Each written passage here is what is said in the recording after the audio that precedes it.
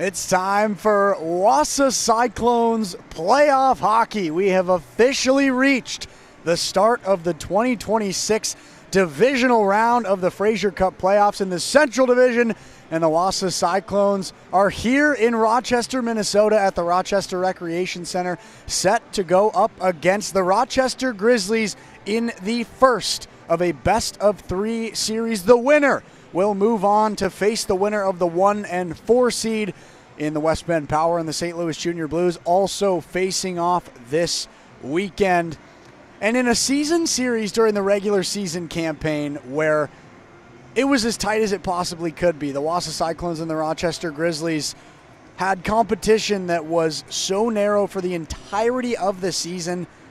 This is going to be an unreal divisional playoff series. It couldn't be tighter, and we're excited to gear up and get you set for it here inside the Rochester Recreation Center. Welcome in to our live audio broadcast, everybody. My name is Mark Robinson, the play-by-play voice of the Wausau Cyclones this season.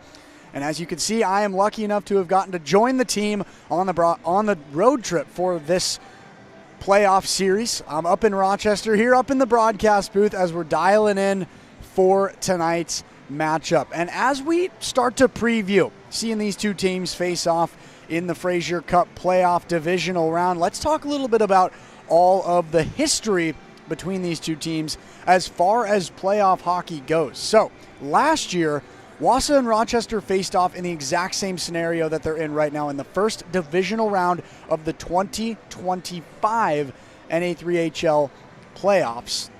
And the Cyclones ended up losing that best-of-3 series 3-2 with home ice advantage to the Rochester Grizzlies. So the first game was at Marathon Park Ice Arena.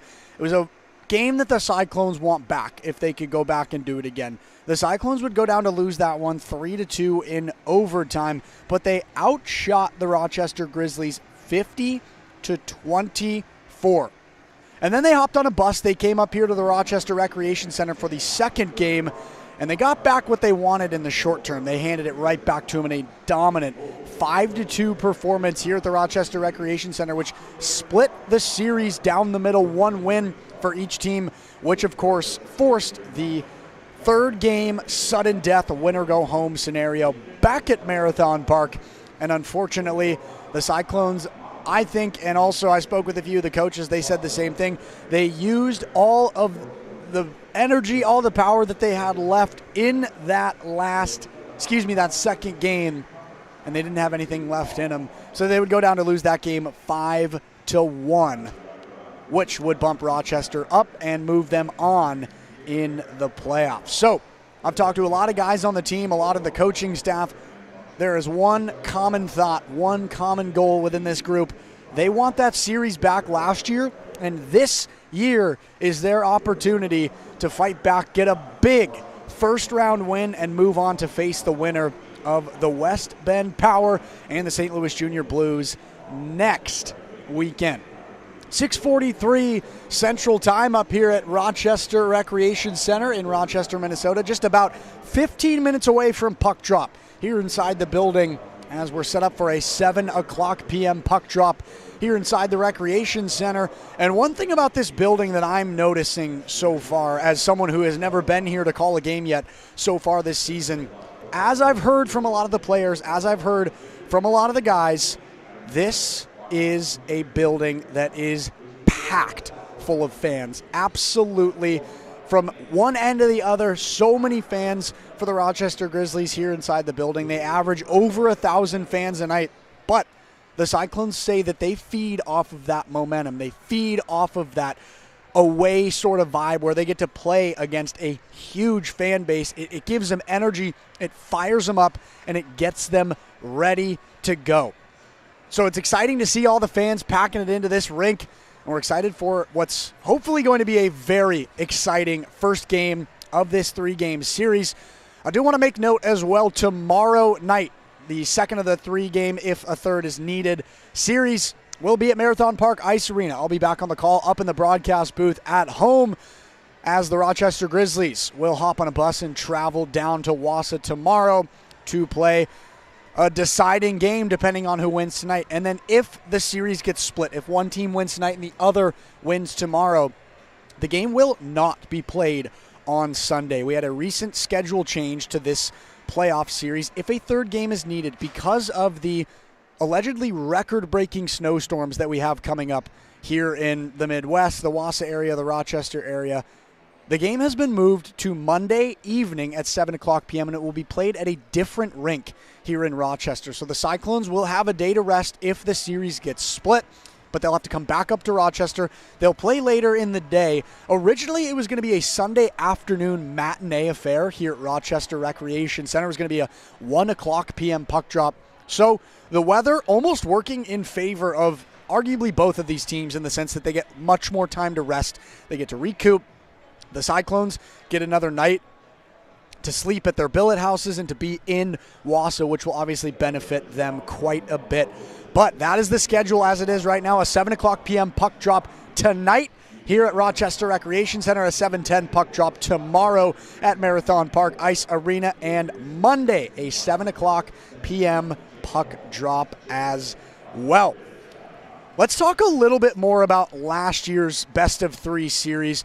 More notably, I want to shine some light on a few of the guys who had strong performances in these games who are still with the Cyclones, playing with them on the team this year. So in the first game where the Cyclones outshot the Grizzlies by double but would unfortunately lose that game in overtime, there were no scoring performances from any players that are currently on the Cyclones roster this season. But in that bounce-back Game 2 performance here inside this building, a lot of guys who are dressed and ready to play tonight also had a really big impact on last year's series in Game 2.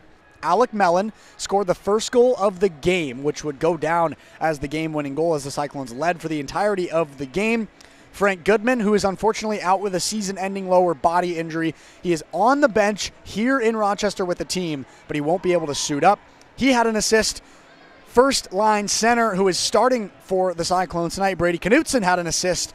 And Mario Savino, the captain, one of the players aging out of the Cyclones after the playoffs, also had an assist. And in the Game 3, where the Cyclones unfortunately were not able to push on to the next round, they would lose at home, A.G. Hoffman did tally an assist in that game as well.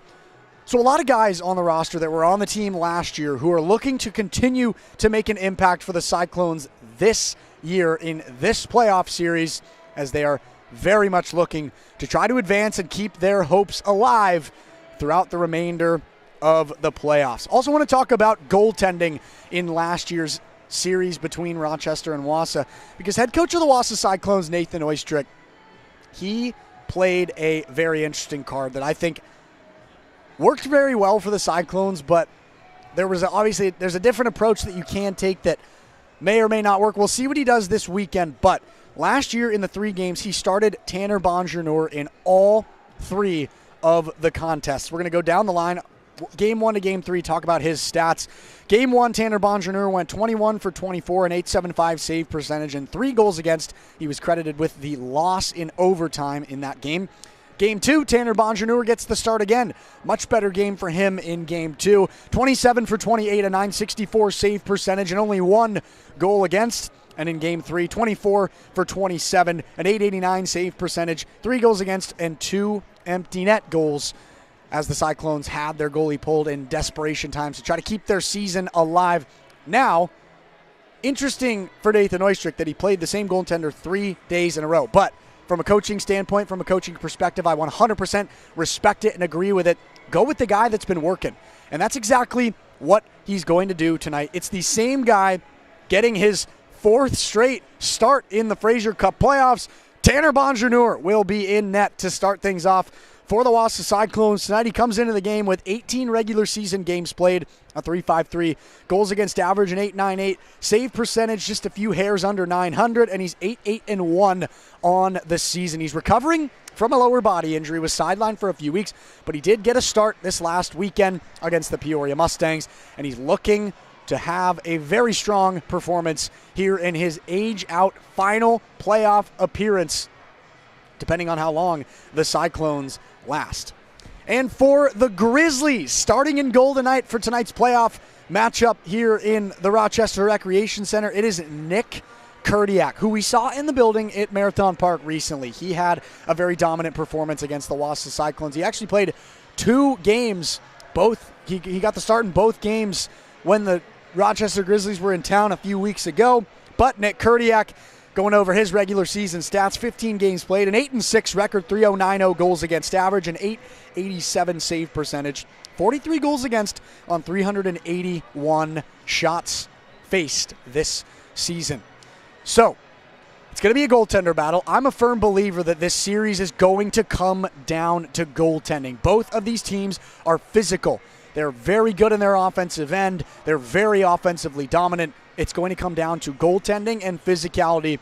And with that in mind, let's talk about the starting lines for both teams as we look at who is going to be an impact difference maker for both of these squads as we gear up for tonight's playoff matchup. For the Rochester Grizzlies, it's Andrew Bastian starting at left wing, Mason Decker up the middle starting at center, and Brett Ludvigsson starting on the right. On defense, it's Jesse Varner on the left and Trenton Foray on the right. And as we just mentioned, Nick Kurdiak in goal for the Rochester Grizzlies.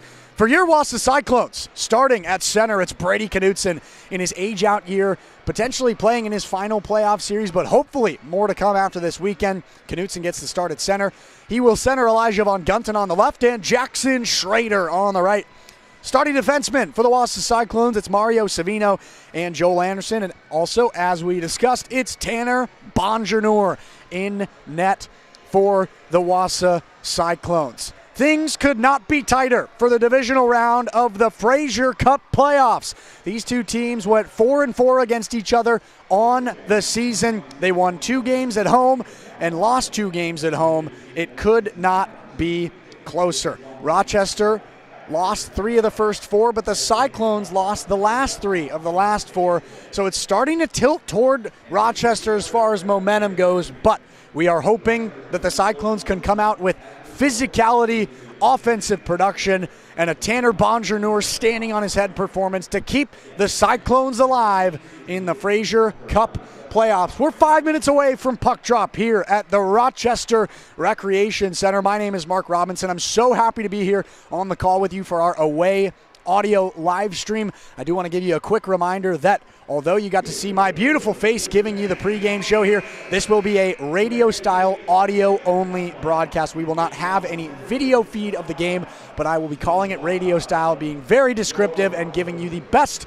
possible stream experience that you can have. For those that are at Choice TikTok for our Wausau Cyclones watch party, enjoy, have fun, and we're gearing up for a very exciting matchup. We're going to kick it to break. We're going to get the starting lines from our public address announcer here in the building. Honor our country with the national anthem, and we'll have puck drop coming up next here from the Rochester Recreation Center. So stay tuned. We've got the divisional round of the Fraser Cup playoffs next.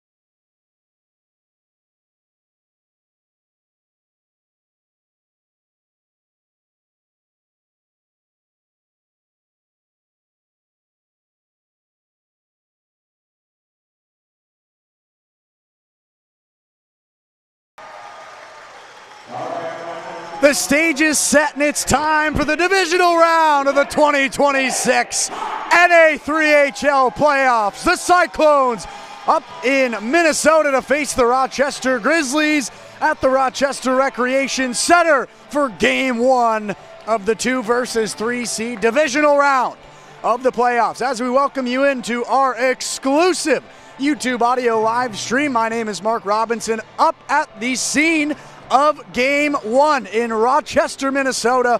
We're getting dialed in and ready to go for the Clones to face off against the Grizzlies. And with that, let's get you the starting lines for both teams tonight, starting with the Rochester Grizzlies hosting game number 1. We've got Andrew Bastian on the left, Mason Decker up the middle, and Brett Ludviskin on the right. On defense, it's Jesse Varner and Trenton Foray, and in goal, Nick Kurdiak.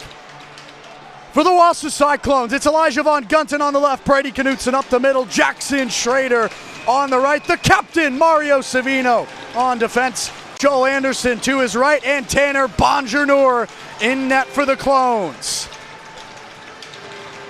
The puck is down, we're underway for the divisional round, and the Clones control. They'll chip it down low into the far corner.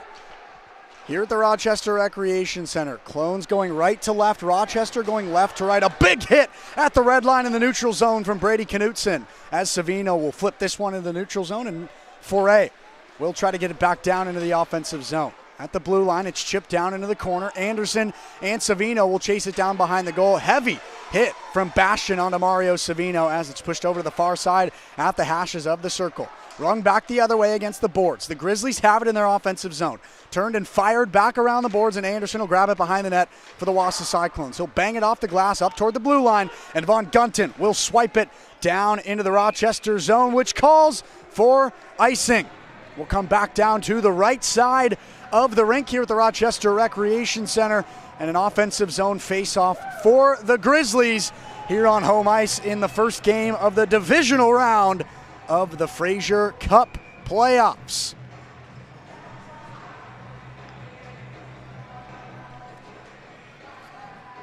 Tevin Stukel and Brady Knutson take the draw. It's won by the Grizzlies and pushed up to the blue line. Aronson takes a shot. Bonjour makes the pad save and is pushed out wide to the near side. O'Leary lays a hit down on Anderson. Out in front, pushed over onto the glass, and it's loose on the far side, now in the corner. Stukel will ring it around on his backhand. Von Gunten and Aronson chasing it down near the hashes. It's redirected the other way. Still in the offensive zone are the Rochester Grizzlies. Another big hit on the far side. Physicality through the roof already here at the Rochester Recreation Center. Rung all the way down to the left side of the ice. Kurdiak is out of the net. He'll clear it up to the blue line. Maddock will come in and backhand it into the offensive zone, but it's pushed out in the neutral zone. It's Polifka and Robbins on defense, passing it back and forth, now pushing it up to Maddock at the red line. Turnover, and here come the Grizzlies. It's Tevin Stukel driving in toward the middle. He's pushed out wide. Maddock loses his stick. It's up at the blue line now, and Schultz will send it cross ice to Mollerstrand. Polifka will slap it up to Hoffman. Now in the neutral zone are the Grizzlies with possession. Cross ice, Salienko almost out of the turnover. Robbins will flip it up to the left side as the Cyclones move into their offensive zone. Maddock tries to get it out in front for Hoffman, but it's pushed out to the top of the circle. And here come the Grizzlies on a 3-on-2. It's Mollerstrand getting it up to Johnson, but it's pressed out into the neutral zone. A nice play by the Cyclones on the back check. They broke up the odd man rush and prevented the scoring opportunity. Now Bonjour out of his net. He'll ring it around the boards and up to the blue line. Sean Hall will send it back, but Arndt gets the turnover. No penalty on the play after Arndt and Ernst got in a collision just to the right of the blue line. In the Wausau zone, a fight for the puck on the near side boards. Now it's at the red line. Foray will chip it cross ice. And now it's in the circle. Ernst for the Cyclones will chip it up to Renslow. He's able to get it up top. A shot from the circle. Missed wide. Big hit on the near side from Trenton Foray on Sean Hall. Now it's in the Grizzlies zone, but they have possession. Foray will chip it up. Now on the far side. Loose behind the goal. Ernst will backhand it and Renslow will grab it. Waddstromer lost control and it's chipped up into the neutral zone. Controlled by Jake Kush. And now pushed into the Wausau zone. Ernst has it on his forehand. He'll bang it off the glass into the neutral zone. Right back onto the stick of Jesse Varner. Stoppage of play with 16:38 to go. Still scoreless here if you're just joining us on the Wausau Cyclones exclusive radio stream of the divisional round of the playoffs. We're up at the Rochester Recreation Center. 16:38 to go in the first period. No shots on goal for either team. Yet in this contest, we have a face-off in the Rochester zone. Decker gets pushed out of the circle by the official. Wadströmer is in to take the draw for the Grizzlies. Knutson for the Cyclones. The Grizzlies win the draw. They'll skate it into the neutral zone, but plenty of defensemen for the Cyclones as Robbins will get it on his tape, and he'll skate it back the other way. Cyclones moving left to right as this one's batted back into the neutral zone, banged against the boards on the near side by Davis Polivka. Now the Grizzlies will reset in their own zone. It's chipped up into the circle. Here they come now, moving into the neutral zone. It's Ludvigsson picking up speed, driving toward the middle. Bonjour will chip this one into the far corner as Knutson gets double teamed and bodied against the glass on the far side. A shot all the way from past the blue line on the left side is taken care of handily by Bonjour, Robbins, and Polivka. Controlling it in the Wausau zone. They'll hold on behind the net. Reset as Schrader, Knutson, and Von Gunten, the top forward line for the Wausau Cyclones, is out on the ice here in this scoreless game. Fans booing the Wausau Cyclones for taking their sweet time in their own zone as they finally chip it up into the neutral zone. Now it's on the stick of Andrew Bastian, starting forward for the Grizzlies. Chipped all the way up and down into the circles, past the right side of Bonjour, and Robbins will grab it to the right of the net. Robbins will flip it up to Menkov. Menkov makes a nice move, but he loses control, and Stukel moving in now a 2-on-2. Stukel over to Fevold. Fevold can't hold on to the pass, and he gets pushed out into the corner on the near side. Von Gunten lays a big hit down on Fevold. Fevold with a shot, rings around the boards onto the near side. Now Schultz crashing to the puck. Around to the far side now, Moeller-Strand will chase it down. Mellon with the back check coverage. Trying to get it out in front of shots, short side, batted up the middle and into the neutral zone. The Cyclones doing a nice job taking care of the early scoring opportunity here with 14:44 to go in the game. Now Brandon Pico on the far side gets banged into the boards in the neutral zone. Moeller-Strand will send it back, and now it's up in the neutral zone, ends up all the way down in the Wausau zone, and we've got an icing call. The Cyclones will get an offensive zone face-off with 14:34 to go here in Game 1 of the playoffs between the Rochester Grizzlies and the Wausau Cyclones. Cyclones in their away sweaters, primarily black with the yellow and white accents with black helmets. Rochester in their white, black, and yellow uniforms with black helmets as well here at home at the Rochester Recreation Center. Schultz wins the draw for the Grizzlies, and it's pushed up in the neutral zone, but batted the other way as the Clones look to try to keep it in their offensive zone. Salienko on the back check coverage. Stukel sent a cross-ice pass over to Fevold. It's sent down low. Bonjour will settle it down out of the net, and Mario Savino holds it behind the goal on the right side of the ice from the press box. Now up to Maddock. Maddock will flip it up to Hoffman. Hoffman centering pass. Maddock backhand shot short side. It got deflected on the way, and Kurdiak will make the save. Jackson Maddock and Trenton Foray batting shoulders a little bit, getting into it here at Rochester Recreation Center from the season series. We know how physical this matchup is between these two teams, and we can only expect that ceiling to be broken here in the playoffs. A rivalry in the Central Division that runs deep, and an upset last year for the Rochester Grizzlies, advancing on to the second round of the playoffs after beating the Wausau Cyclones. They look to get revenge here in the playoffs. Far side circle faceoff won by the Clones, but it's quickly taken over by the Grizzlies. Skating into the neutral zone is Jace Jordan. He'll flip it up, and Gauklin trying to get caught up to the puck, but Savino gets it on his tape. He'll flip it up to the blue line. Maddock will try to clear it out in the neutral zone, but he fanned on the pass. Now it's Anderson who gives it up to Hoffman. Cyclones in the neutral zone, moving it in with speed. Hoffman will flip it all the way down to the pad of Kurdiak, who bangs it out to the far side for Trenton Foray. Truman Zurus with a nice forecheck play, batted the puck wide as the Clones move into their offensive zone. Owen Renslow, triple coverage against the boards. This one will get rung around to the near side as Brady Ernst will go to grab it. Ernst gets absolutely laid out by Jace Jordan. You don't see that every day. The by far most physical player on the team, and it looks like we've got a penalty coming up on the ice. This one's going to be on the Wausau Cyclones, and Owen Renslow is livid. He is screaming at the referee. He is absolutely fired up, banging his stick onto the ice as the Grizzlies get their first power play of the day. It's going to be a hooking call on Owen Renslow.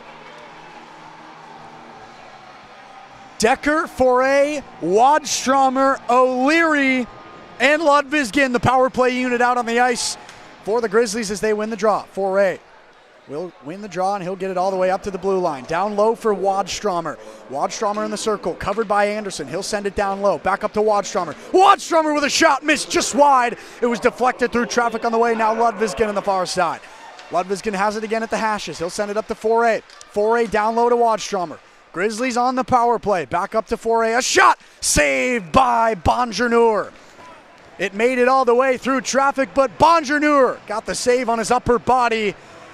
Cyclones get a change on the penalty kill, and we will have a face-off in the Wausau zone as the Cyclones look to kill off an Owen Renslow hooking call. A.G. Hoffman and Mason Decker in the far side circle to take the draw. Won by the Clones and pushed back to the corner, but it's now on the tape of the Grizzlies. Foray gets it down low to Ludvigsson. Ludvigsson through traffic, out in front, up to Wadstromer. Wadstromer with a shot saved by Bonjour. Ludvigsson has it at the hashes. Cross ice pass deflected into the boards. And now a fight for the puck along the half wall. Backhand move, a nice sequence, but it's pushed over to the far side. Ludvigsson with a shot up in the air and off the glass. Play continues as Ernst lays a big hit down, but we got a penalty coming up on the play again. Ernst getting into the mixer, throwing his hands out in front. Looks like the Cyclones are going to have to kill off a 5-on-3 for the next minute.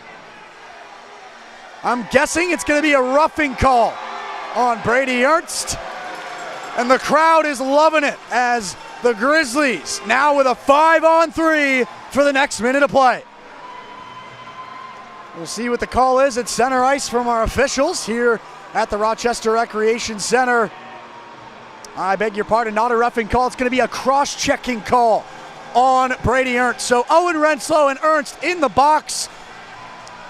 Renslow for the next minute, Ernst for the next 2, and it's a 5-on-3 for the Grizzlies. Ludvigsson will poke this one up to the circle. Foray down low, trying to get it cross ice. It ends up going through traffic and all the way up to the blue line. Wadstromer will go to grab it for the Grizzlies. He'll chip it down low to Foray. Foray over to Ludvigsson. O'Leary, Foray, Wadstromer, Decker on the ice. Out in front, just over the post, no goal! It was chipped up in the air and it went inches over the top crossbar. What a moment in the slot. It was narrowly a goal for the Grizzlies. Truman Zers, Brady Knutson, and Mario Savino, the 3 skaters out on the ice as the Cyclones look to kill the 5-on-3. Favold, Bastian, Stukel, Molerstrand, and Wynio. The power play unit on the ice for the Grizzlies. In the far circle with 11:43 to go. Grizzlies on the 5-on-3. It's pushed up wide to the point on the far side. Cross ice pass over to Bastian. Bastian will skate toward the middle. Bastian will dish it over to Molerstrand. One-timer. Score! Molerstrand opens the score column for the Rochester Grizzlies. A power play, a one-timer. And Rochester has taken a 1-0 lead here at the Rochester Recreation Center.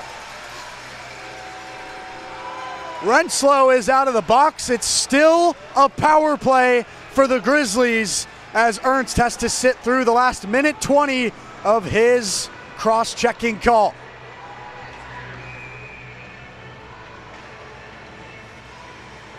Molerstrand gets the goal. It's the first goal of the postseason for both these teams. Julian Molerstrand with 5 goals, 16 assists, 21 points in the regular season. He gets the first Rochester playoff goal. And I can tell you everything that the players said about this building being electric as far as a home atmosphere. This building is absolutely buzzing for this home team. 11:08 to go. Still a power play for the Rochester Grizzlies. A fight for the puck in the neutral zone. Hoffman able to come away with it. He'll flip it all the way down into the Rochester zone. Kurdiak will come out of the goal and chip it down to 4A. 4A, Ludvigsson, O'Leary, Mason Decker, and Wadströmer, the power play unit on the ice. Slapped all the way up and out of play. Cleared by Davis Polifka with 10:44 to go. Coming from left to right now are the Grizzlies, but a stoppage of play. We got an offside call. 6 shots on goal for the Rochester Grizzlies, only 2 for the Wausau Cyclones, and it felt like the game was being controlled very well on both sides of the ice. But the 2 penalties, Owen Rensel and Brady Ernst, both heading to the box almost simultaneously, has tilted the momentum in favor of Rochester. In the neutral zone, it's Johnson and Maddock to take the draw. Won by the Grizzlies. Pushed out to the red line. Aronson has it at the logo in the middle. Aronson will turn around, skate back to the red line. Grizzlies taking their time with 18 seconds on the power play. Jordan skating toward the middle. Savino lays a nice hit against the boards along the half wall. Grizzlies have to reset in their own zone now as the Cyclones got a nice clear. Schrader tried to make a stick play. Now the Cyclones with a look at a shorthanded breakaway. Schrader on the far side shoots. Pad save made by Kurdiak. Ernst out of the box. We're back to even strength, but here comes a 3-on-2 for the Grizzlies. Jordan tried to get the centering pass. Another shot out in front. Swiped up to the blue line. Johnson will keep it in for Rochester. Sent down low. Jordan tried to bat it down. He'll turn around and fire it back behind the goal. Anderson fighting for it alongside Gauklin. Wrong all the way up into the neutral zone, and here comes Jackson Schrader for the Cyclones. Schrader crossing the blue line, dangling toward the slot, loose out in front. It's chipped away. Oh my goodness. Schrader was absolutely robbed of a goal. It was loose out in front. Kurdiak wasn't even close to his crease. Now a fight for the puck in the far corner with 9:25 to go here in period number 1. Robbins on the near side up to Alec Mellon, shoots deflected wide. 2 penalties in the game so far, both on the Wausau Cyclones. A 1-0 lead for the Rochester Grizzlies here at the Rochester Recreation Center in Game 1 of the divisional round of the playoffs. Mankoff will chip it up past the stick of Robbins. Stukel trying to get a breakaway. Favold will grab it for the Grizzlies. Favold on the far side shoots. Bonjour saves it and pushes it wide. Chipped out into the neutral zone and chased down by Moeller-Strawn. Another big hit. Very physical play so far for the Rochester Grizzlies, just beating up on the Cyclones. And right as I say that, another big hit. Alec Mellon gets laid out by Benjamin O'Leary. And we got a penalty coming up on the ice. Ernst and Favold got in a little scrum on the near side in the neutral zone, and we'll see what the call is. This one's going to be on Rochester. I believe it's going to be an interference call on the play.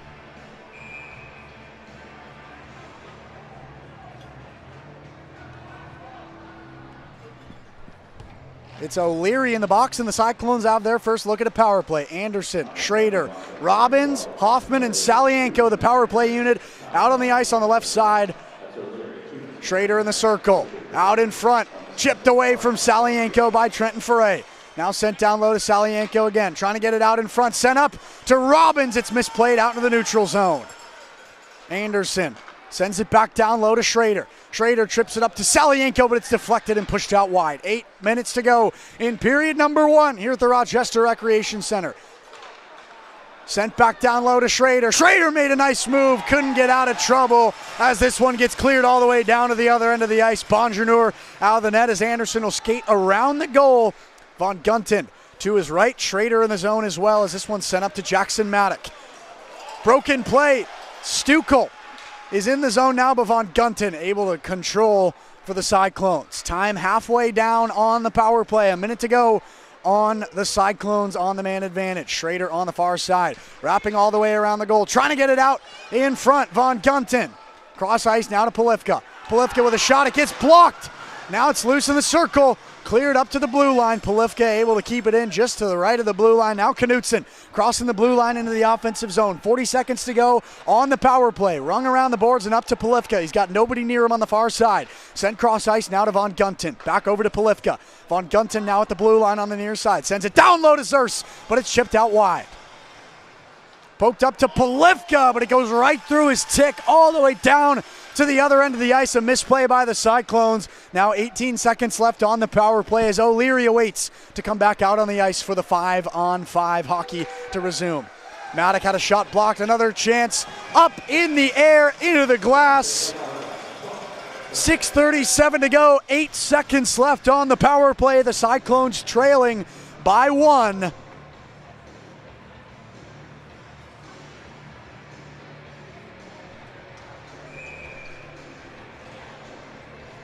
Seven shots on goal for the Grizzlies, 5 for the Cyclones. 8 seconds to try to get a goal on the power play. Ernst gets it and sends it cross ice. Air nail, down low to Renslow. He fanned on the one-timer and missed it wide. We're back to even strength. O'Leary out of the box and straight to the bench. Ludvigsson comes out onto the ice for the Grizzlies as they move into their offensive zone. Ludvigsson centers out in front. Hoffman clears it out of the high danger zone opportunity, and he'll chip it up to Renslow. Sean Hall on the near side now. Sean Hall moving in with speed. Hall shoots, saved by Kurdiak. Now on the near side, Renslow will chip it up to Aaron Nail. Nail will ring it around the boards and around to the back of the goal. Kurdiak is out of the net, and here come the Grizzlies. Moving it into the neutral zone, it's Molerstrand. Has the only goal in the game. He'll cross the blue line and go out to the circle on the far side. Molerstrand gets it out in front, but it goes right through the middle of the slot onto the near side. Knutson for the Cyclones. Grabs it, and the Clones have possession now. Sent all the way up ice, but right onto the stick of Andrew Bastian, wearing the C for the Rochester Grizzlies. Schrader gets tripped up, but we got a penalty coming up on the ice. Wausau will go back on the power play after Jackson Schrader got tripped up in the neutral zone, and the Cyclones have a marquee opportunity to tie up this game at 1.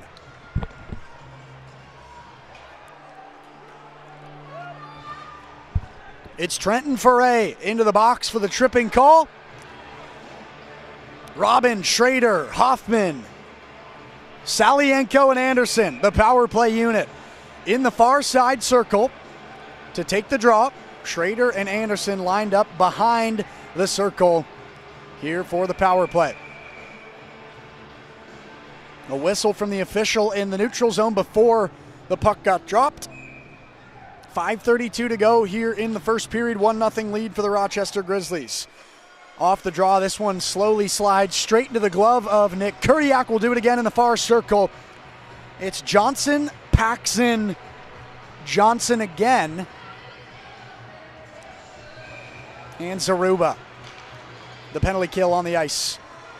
As the Grizzlies will win the draw, they'll send it all the way down low to the other end of the ice. Bonjour recollects. Cyclones with some early season struggles on the power play, but they figured it out and became a top 20 power play team in the NA3.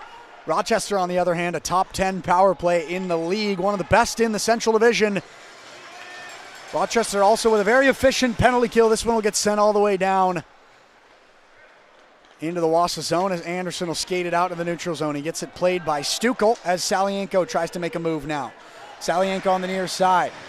Cleared out again and down to the other end of the ice as Aronson moving in on a breakaway, shoots, misses wide. A shorthanded look for Aronson, but it's now on the tape of Von Gunten.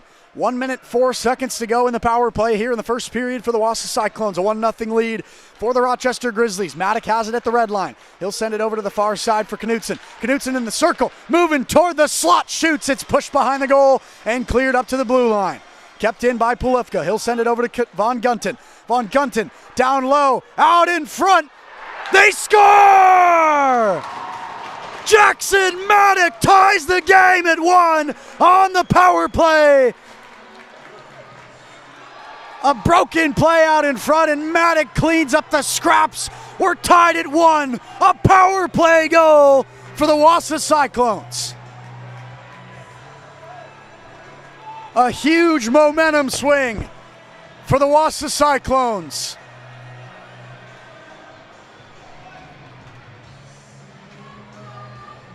Knutson and Von Gunten getting the assists.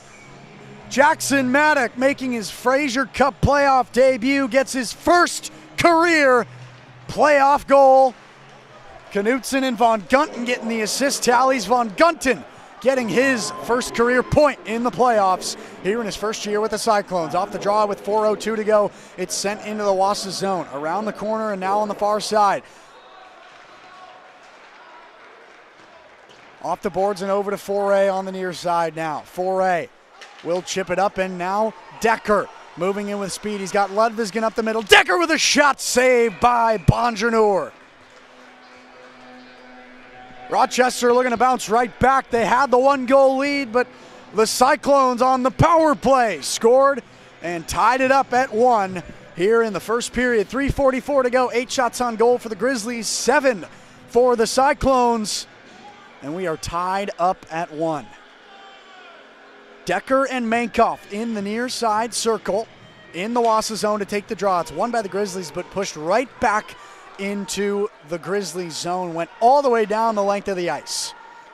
Rung around for Ludvigsson. Grizzlies have it in their own zone. It's chipped over now to 4A. Now Bastian crosses the blue line. He sends it down low to the right of Bonjour.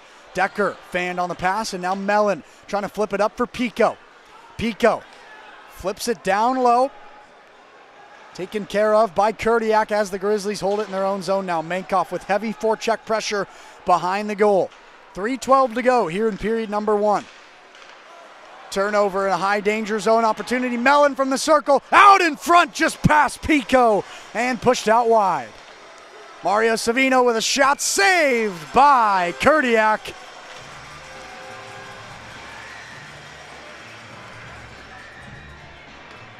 And we'll have a face-off in the Rochester zone with 2:59 to go.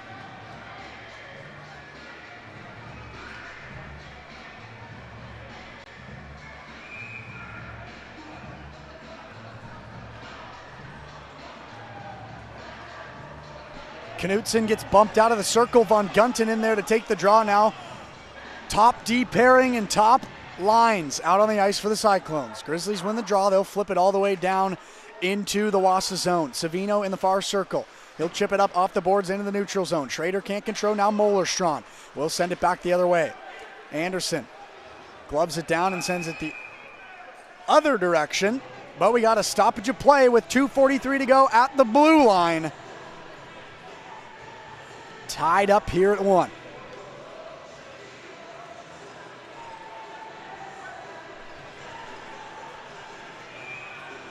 Face off at center ice. Knutson and Johnson. Cooper Johnson and Brady Knutson to take the draw. Grizzlies win it. Banged against the half wall and sent all the way down to back behind the goal. Gauklin for the Grizzlies in the offensive zone. Sent back down into the circle, and Knutson has it on his tape. He'll flip it up ice for Schrader, but it's just beyond his stick. Schrader was inches away from a high danger zone breakaway opportunity. Now it's chipped down low into the Wausau zone. Robbins will ring it around to Polifka. Polifka at the hashes on the circle on the near side. Slides it up to Von Gunten. Von Gunten sends it off the glass and to the far side. Puck is still live and in play with 2:05 to go in the game. Truman Zers fighting for it against the boards. Now Schrader getting into the mix. Pushed up to Robbins. Robbins will ring it down low. Both teams with 1 goal in this game, both on the power play.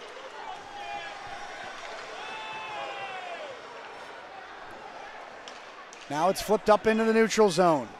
Robbins has it for the Wausau Cyclones in the circle in his own zone. He'll send it up to Polifka on the far side. Polifka through the blue line. Now rings it all the way down low. High danger play by Kurdiak. He came out of his net to push it away. Now Renslow in the circle shoots. It's blocked and sent out wide. 1:22 to go here in period number 1. A fight for the puck along the half wall on the far side. Renslow has it on his tape. Ernst can't hold on to the pass, and it ends up all the way down onto the other end of the ice.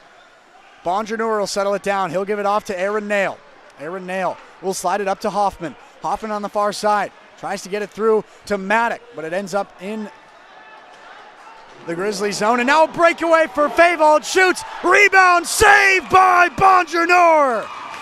A breakaway for Ole Favold. And Bonjour denies him point blank. Ernst and Favold immediately got into it behind the goal after the save from Bonjour.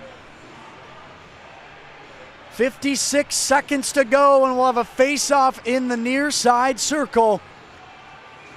Mason Decker and Jackson Maddock to take the draw. Clones win it. Rung against the glass by Savino into the neutral zone. Now played by A.G. Hoffman, and Maddock is able to get it into the offensive zone. Grizzlies taking it the other way. Here comes Ludvigsson. He'll send it cross ice to Bastian. Bastian from the circle shoots. Pad save made. Savino trying to scrap up the rebound. 35 seconds to go in period number 1. Tie game at 1 goal apiece. 10 shots on goal for the Grizzlies, 9 for the Cyclones. Cyclones have possession. They'll send it up into the neutral zone. Hoffman able to dangle through traffic. Hoffman in the near circle coming toward the slot. He gets pushed out wide. Slid up to Knutson. Knutson with a shot saved by Kurdiak with 14 seconds to go in period number 1.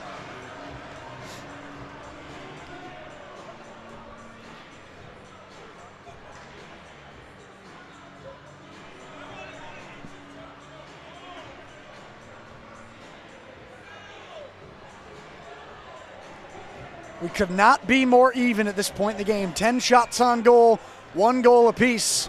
Both goals on the power play. It's a mirror image of what the entire season series was between these two squads. 4-4 on the year. Both teams won and lost 2 games at home. 10 seconds to go. Grizzlies with a 2-on-2. Ludvigsson trying to get out of trouble. Cyclones chip it away. Renslow from the neutral zone will chip it into the Rochester zone. They'll hold on, and that'll do it for period number 1. So here from the Rochester Recreation Center, after the first 20 minutes, we got a tie game. Wausau and Rochester knotted up at 1 goal, each on the power play. First, it was Julian Moller-Strand off an assist from Andrew Bastian, and then Jackson Maddock scored on the power play. Brady Knutson and Elijah Von Gunten getting the assists on the Wausau Cyclones power play goal. I'm going to step aside for an intermission as they get a fresh sheet of ice and dial in for period number 2 here on our exclusive audio stream. But lucky for you guys, we are going to air some of the podcast interviews from this last week's episode of the Inside Cyclones Hockey Podcast. So don't go anywhere. Right now we've got Davis Polifka, Truman Zers, and Aaron Nail, a re-air of this week's Inside Cyclones Hockey Podcast episode. We're going to give you that interview to listen to as we get a fresh sheet of ice. It's a 17-minute intermission here on the Wausau Cyclones streaming network on YouTube. I'm Mark Robinson. We'll step aside and return momentarily for the second period.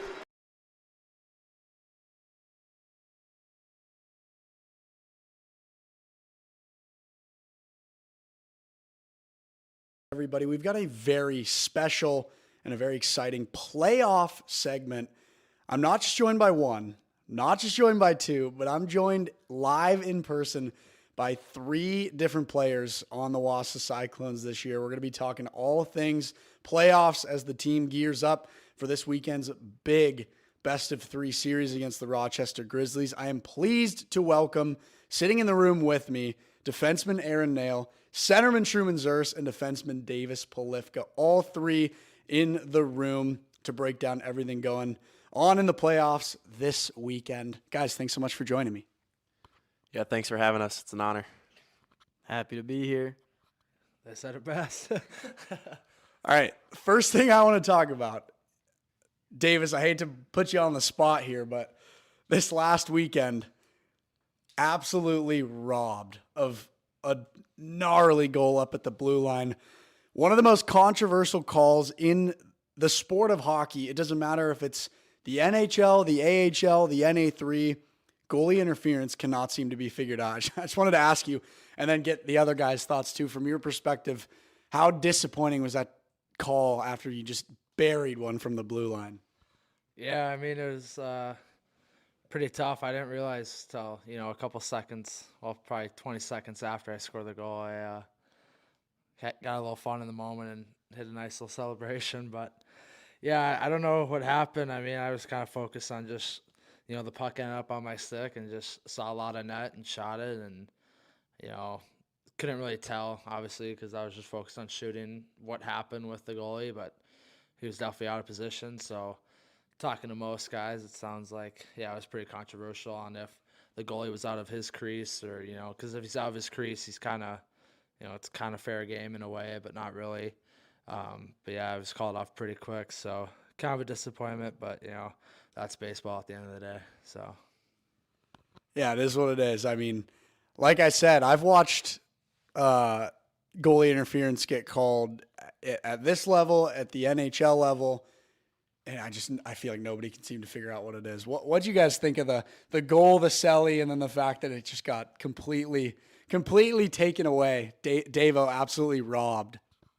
I mean, I was extremely pumped when I saw that, and I saw him winding up for the celly, and he goes right into the fans, opens up the chest, sweeps the arm. It was pretty awesome. And then immediately on the bench, Oisy's like telling us all that they're calling no goal, and I couldn't help but giggle a little bit. I mean, it obviously sucked, but you can find some humor in it when you come away with the W. I didn't really have a good angle on the goal. I wasn't on the ice. All I saw was Davo's massive celly, and I got pretty fired up seeing that because he's usually pretty composed. But, he let loose for the celly and definitely got the bench all riled up. So a little bit of a dagger, it getting called off. So it's whatever at the end of the day. He still came out with a win. So that's all that matters. No pun intended on the dagger, huh? So I think I sent you the clip, Davo, but like I called it. I thought I called it pretty well, and like I was pumped because I was waiting for you to get one up at the blue line. I had messed one of your calls up earlier in the year. I like had this whole gas up call, like Bolivka from the blue line scores, but it got tipped on the way, and I didn't see the tip, so I don't remember who it was, but I totally robbed someone of a goal call because I said the entire thing was you. But yeah, very unfortunate. Luckily, the call is still electric. I let it ring out for quite some time before realizing it got called off. I was like, Polifka, the dagger, the celly, what a goal. And then I realized, I was like, oh, they're calling it off. But anyways, didn't matter. You guys finished the year strong. Before we get into playoff talk, I want to just send the microphone around the horn here, talk just about your guys' thoughts, your perception on the season in general, looking bigger picture. Now that the entire regular season's concluded, you guys have played all 47 games. There's been some ups, there's been some downs. Finished third place in the division, 29 wins in your 47 games. Just from all y'all's perspective, what did you like about the season? What did you guys think your strengths were throughout the year? And what were your perceptions on how you guys finished your 2025-26 NA3 campaign? We're going to start with the Rook, Aaron Nail.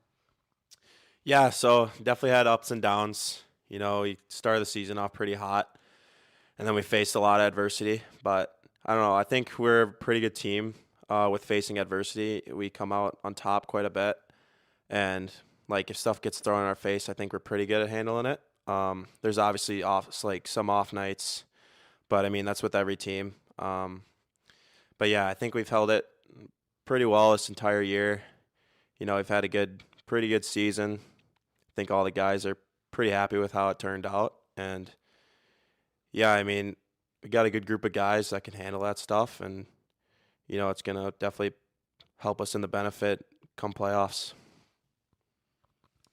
Yeah, like you said, we've faced our fair share of adversities this year, whether it was injuries, suspensions, other sort of things. But I think come this time of year, we've got everyone buying in and guys maybe filling roles that they wouldn't have to and knowing what they've got to do to pull the rope in the same direction as a team.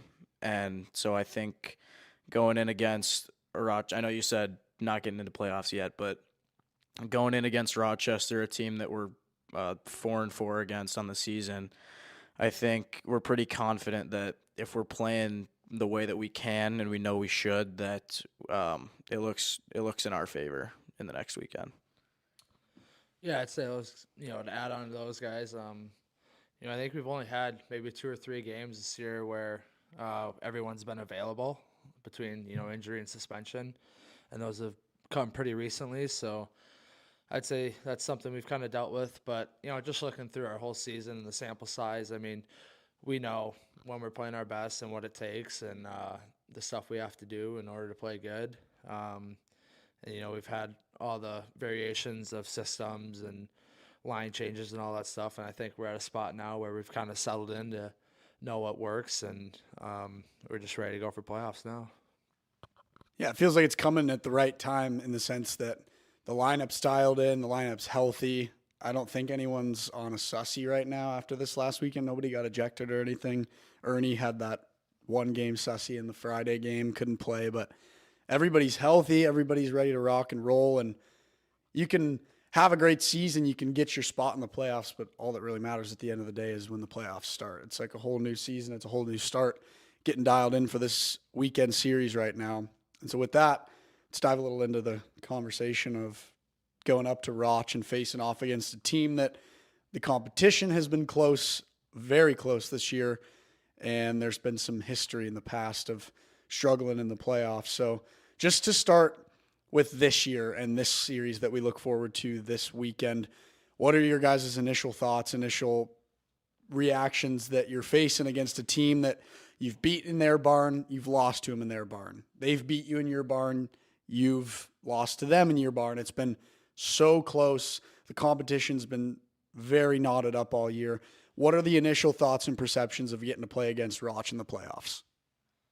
Yeah, I mean, like you said, the season restarts. Everyone's 0-0, so it's a race to 2 games. We're excited to go into their place on Friday. They have a pretty big rink and they get some good crowds and it's loud in there, and I think we kind of enjoy going into those settings where not too many people are rooting for you. But yeah, like you said, Rochester, it's been a tight series all season long where we're 4-4 against them, 2-2 in each building.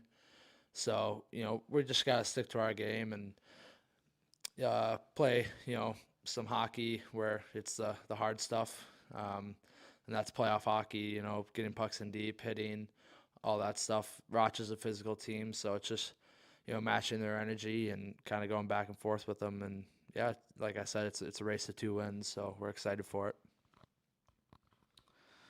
Yeah, like you said, it's even playing fields in each rink. I don't think we're thinking too much about the locations of the games because I think we're confident no matter where we go. And like he said, the energy in both barns in the playoffs, like they pack their rink, we pack our rink, and we can feed off of that no matter where we are. So I think as long as we're playing the right way, we've got a pretty good matchup against them, and we're all excited for it. Yeah, I don't have much to add on from what these boys said, but they're a hard-nosed, gritty team, and just a team you can't take a night off against. But when we play our best, we can play with anybody, and we're really excited to take on Roch. It's a great opponent to play first round of playoffs. So I feel like the answers to this question might echo a little bit of what you guys just said, but like a little bit more of a specific approach to looking into the series. Just like how you guys are talking about as a team, how you're getting ready to have an extra jump. You're going to play harder than you usually do. It's the playoffs. It's a different level of intensity. It's a different level of physicality. It's a safe bet that Rochester's going to have the same exact approach on the other side of the ice. And something that I've talked about with you guys off the air that happened in the recent weekend series in Wausau when Rochester was in town. Like, I could hear it up from the booth. There were chirps coming from their bench in that second game when you guys won. Oh, don't worry, fellas. We're going to end your season early real quick. And they sound like they're ready to bring a very physical game. How do you guys combat that, and how do you guys approach playing against a team that is most likely going to bring a lot more of a jump now that it's playoff time? Yeah, I think we gotta be confident in our identity. We got to take pride in what we're doing. If it's winning a puck battle, laying a hit, after a defenseman makes a pass, or finishing your plays all over the ice, a back check, a forecheck, whatever it is. I think that we can combat their play style pretty well. I think we're pretty evenly matched with them in that regard, and we know that they're going to come physical. We know that they're going to come ready to play, so it's no surprises on our end. We just got to do what we can do to handle it. Yeah, I mean, they're a confident group. I'll say that. Like they haven't been shy telling us how they've ended our year last year, and they plan to do the same this year. And they're confident. They're a confident group. They're well coached. But so are we. We're confident in our ability. We believe in both our coaches and Oisty and Mizey to prepare us as well as our leadership group with Savvy and Ernie and AG, along with the other age outs and returners to get us ready to go for the weekend. And I think that's what makes playoff hockey so special is we want to win just as bad as they do. They want to win just as bad as us. So you're getting everyone's best hockey game, and that's what makes it so exciting. So looking ahead to the weekend, I want to talk a little bit about this last weekend to close out the regular season against the Mustangs. Mustangs are obviously a team that's been struggling this year. 7 regular season wins, 3 of them came at the showcase against non-divisional opponents. And at the end of the day, this doesn't really matter because you guys got both wins. You finished both games. But it seemed like, from my perspective at least, there were aspects of that game that you wouldn't want to take into the Roch game because both games were so close. You're letting a team that's bottom of the division stay in it the entire time. So just from your guys' perspective, what about those games do you learn from and do you take away, and that you're going to get rid of some of those habits? Because obviously like a few shorthanded goals got given up, some breakaways, broken plays in the neutral zone. How do you learn from finishing the regular season with 2 wins, but narrow ones where it's kind of going back and forth the entire game? Yeah, like you said, with the 7 regular season wins, they're not the most intimidating opponent. And I know you can say, like, don't take them lightly and stuff, but I mean, the stats kind of get to your head, and sometimes you don't play as hard as you can. And I know we still came out with the wins, but we didn't really play our best hockey. And so definitely going to have to fix up a few things, come with a different mindset when we come to Roch. And I'm sure the outcome will be a lot different for us. But yeah, I mean, it's nice still ending the season with 2 extra wins on our book. Yeah, I think, with Peoria, their record's not great, but at the same time, I thought, their record doesn't really give them credit for, kind of how good they can be. They have some good players that, if you give them chances and looks, they're going to finish on it. So, yeah, it's just tightening up all those things. And at the end of the day, like, those 2 games, whether it's the last 2 games of the year, the first games, the showcase, like, next week, and none of that matters. Everyone's 0-0, and it's a race to 2. So it's just solidifying our game for, the playoff weekend, and we think we're ready to do that, and we're not really looking back on the past in any games of the 47, but just looking forward to the next 2 or 3 this weekend. Yeah, like Davo said, it's kind of taking pride in the details, managing your mistakes. If you make a mistake, don't make the second one. And it's the hustle plays, the intensity. It's those sort of things that I think we struggled with a little bit this weekend that we can't take lightly against Rochester, because they will capitalize on all those mistakes and more.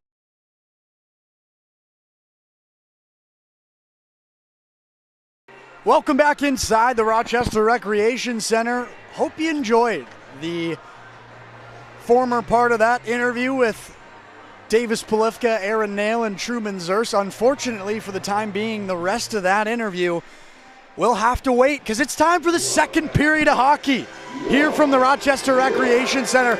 It could not be more knotted up. It's a 1-1 game, both goals on the power play. Jackson Maddock for the Clones and Julian Molerstrand for the Rochester Grizzlies. Both teams now playing on a fresh sheet of ice with a little bit of a rest after intermission as we get ready to dial in and ready to go for period number 2.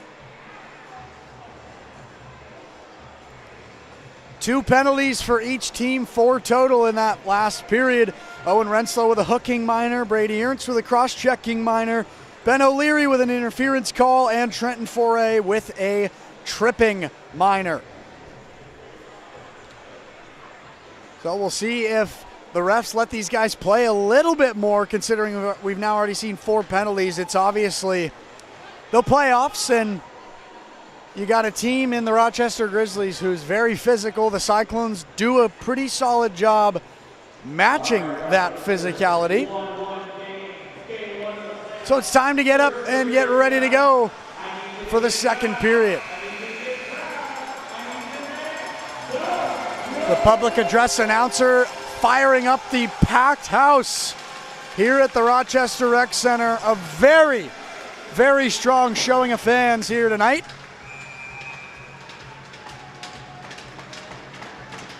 In last year's one home playoff game that Rochester had, they had over 1,200 fans in attendance.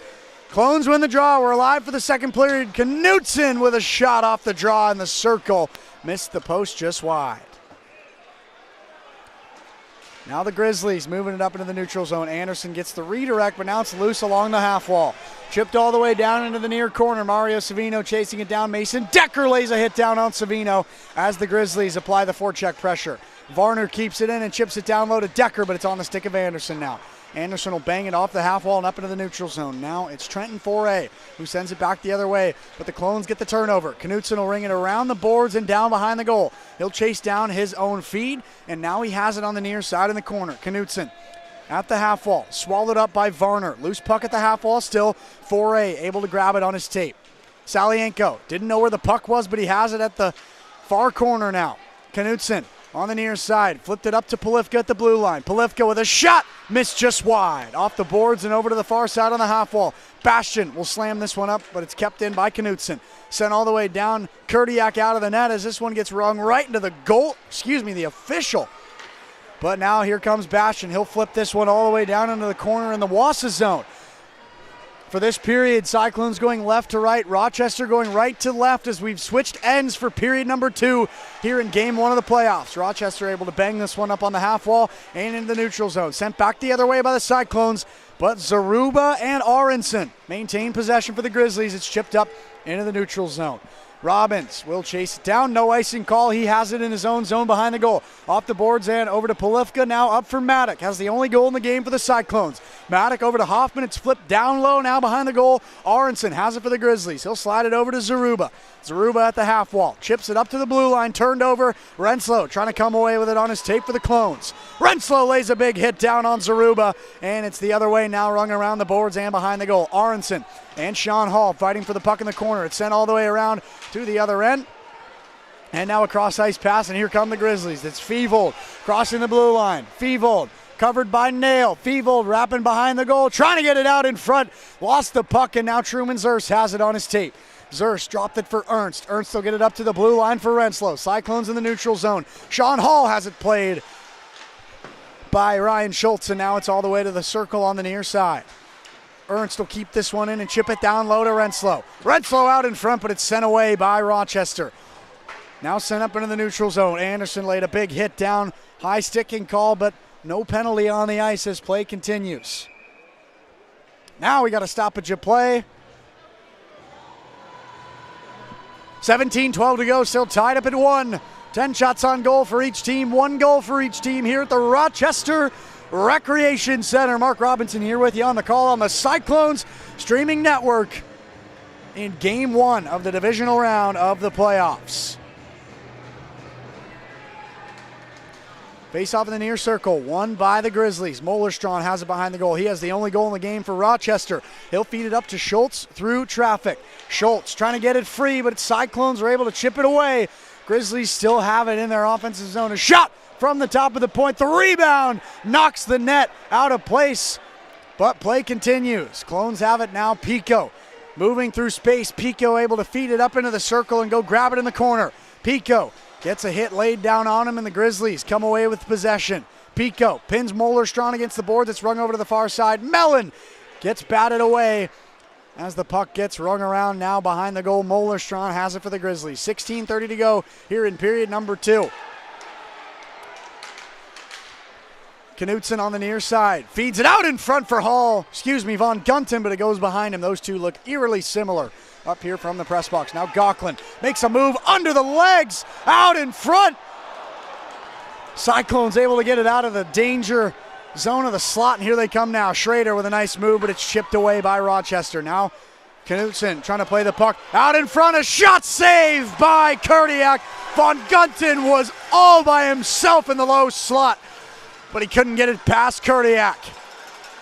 Now a 2-on-2 for the Grizzlies. Here's Arndt on the near side. Arndt will ring it around the boards behind Bonjour all the way over to Wadstromer. Now at the half wall up to the blue line. Varner with a shot saved by Bonjour. I know you can't see it on this broadcast call, but Elijah Von Gunton was all by himself in the low slot, not a single soul near him. He took his time, tried to get the forehand, backhand shot off, but couldn't get it past Kurdiak. In the near circle, a shot off the draw right in the glove of Bonjour. The Grizzlies testing Tanner Bonjour right off the get-go of the face-off in the near side circle. We'll do it again with 15:36 to go, right in the exact same spot. Decker and Hoffman to take the draw. Face-off won by the Clones. Ernst will ring it around over to the far side at the half wall. All the way out into the neutral zone. Chased down by Maddock. No icing on the play. Maddock fighting for it in the corner. Up to Salienko. Back down to Maddock, who gets it out in front for Hoffman. Shoots and misses high. Now Decker on the near side for the Grizzlies. Sends it cross ice. Aggressive play by the Cyclones. Grizzlies able to clear it all the way down, and an icing call will put a face-off in the Grizzly zone. Cyclones will get an offensive zone face-off with 15:08 to go here in period number 2. Tied up at 1. Near side circle face-off. First line centerman Brady Knutson along with first line centerman Mason Decker to take the draw. It's won by the Clones but pushed out in the neutral zone. Ludvigsson skates all the way down to Chase Anderson. Von Gunton will give it up to Schrader. Knutson on the near side. Short side look. Holds on and goes back up toward the circle. Anderson with a shot out in front, swiped away by Kurdiak. Von Gunton played hard against the half wall. Knutson has it for the Clones. He'll redirect it and ring it down low behind the goal. Schrader will chip it into the corner. Foray aggressively pushing Schrader into the boards. Up to Anderson. He'll go cross ice, but it's flipped up into the air. Cyclones still with it in their offensive zone. Banged down low by Knutson. Von Gunton heavy pressed against the boards, and we've got a penalty coming up on the ice.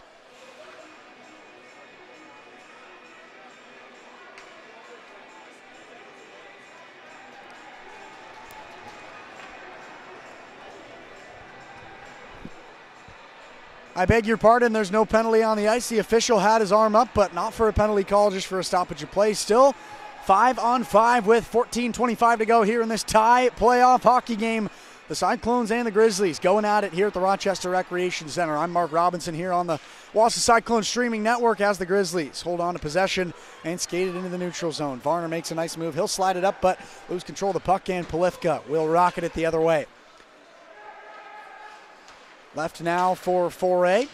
Now Varner able to chip it up into the neutral zone. Polifka redirects it the other way. Far side, Sean Hall at the half wall. He'll ring it down low to Zers. Sean Hall with physicality in the neutral zone. Cyclones controlling this period now as Sean Hall moves in with space. Hall has it pushed out wide as Foray goes in to grab the puck. Sean Hall lays a nice hit down on Foray. But here come the Grizzlies now. On the far side, it's Trenton Foray. He'll ring it all the way around. Bonjour out of the net. He'll leave it behind the goal for Aaron Nail. Nail will get it up to Ernst, but the Grizzlies have it. A shot loose out in front, but saved and taken over by Bonjour. Brady Ernst completely swallowing up and hugging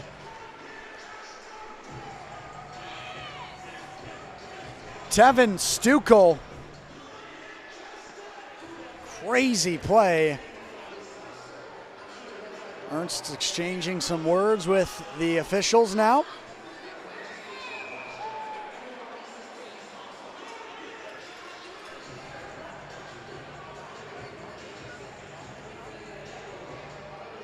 Mankoff and Stukel take the draw. It's pushed out toward the blue line.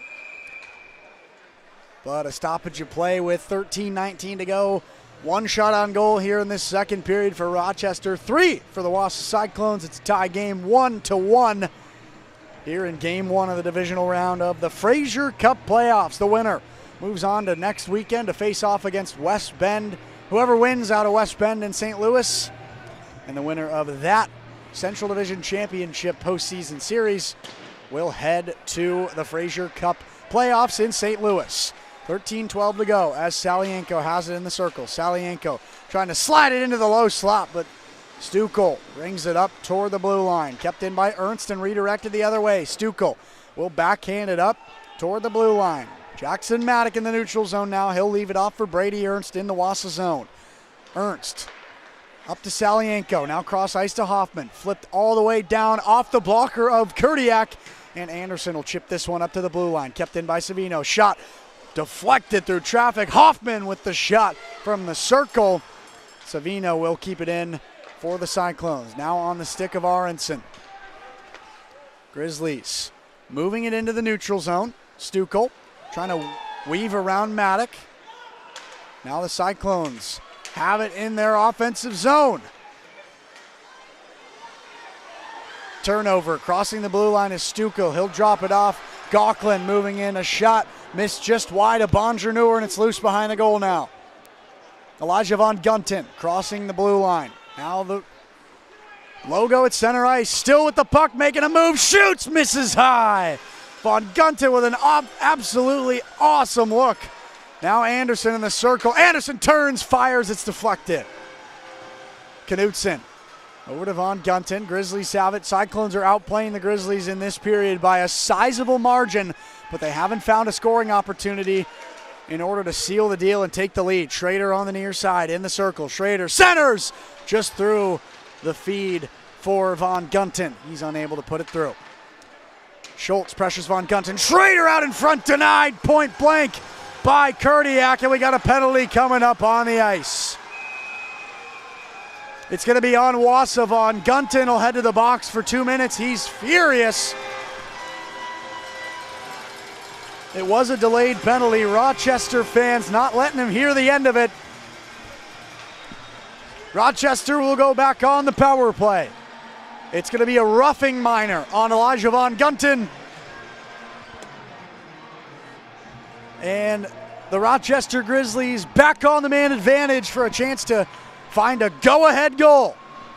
Cyclones have had most of the momentum in this period, so they'll look to get a big penalty kill here. Had the best penalty kill in the Central Division for the majority of the NA3 season. Ludvigsson for 4A. 4A with a shot saved by Bonjour. Grizzlies still with it here on the power play. 11-11 to go in the game. 4A will chip it down low to Ludvigsson. Now down low to O'Leary. Back up to Ludvigsson. Up top now for 4A. He'll leave it down to the other end. Now behind the goal, trying to get it out in front. A shot from the circle. Saved by Bonjour. Grizzlies are moving the puck well on the power play. Rotating it through the system. Finding all sorts of guys. Try to get the scoring opportunities.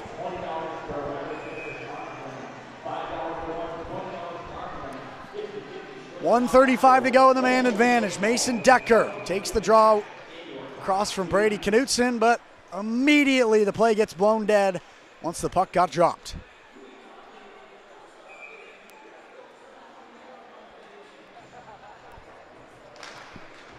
Face-off won by the Grizzlies on the power play. 4A will get it down low to Wadströmer. Wadströmer now behind the net for Decker. Wadströmer from the circle shoots, loose out in front, cleared up and out of trouble, but 4A will keep it in at the blue line.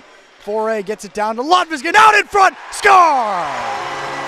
Mason Decker off the rebound on the power play, gives the Grizzlies the lead. It's a 2-1 hockey game. A beautiful feed from the near side. Bonjour made the pad save, but Mason Decker cleaned up the scraps in the slot and the Grizzlies have taken back the lead here at home. A far side low slot goal for Mason Decker. He had 39 goals and 67 points this season. His first goal in the postseason. It's his second year with the Grizzlies.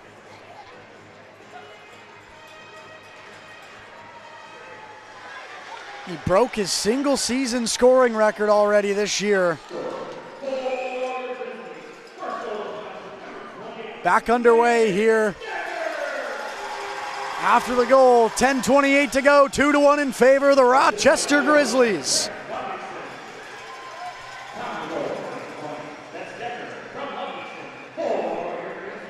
Ludvigsson getting the assist on that play.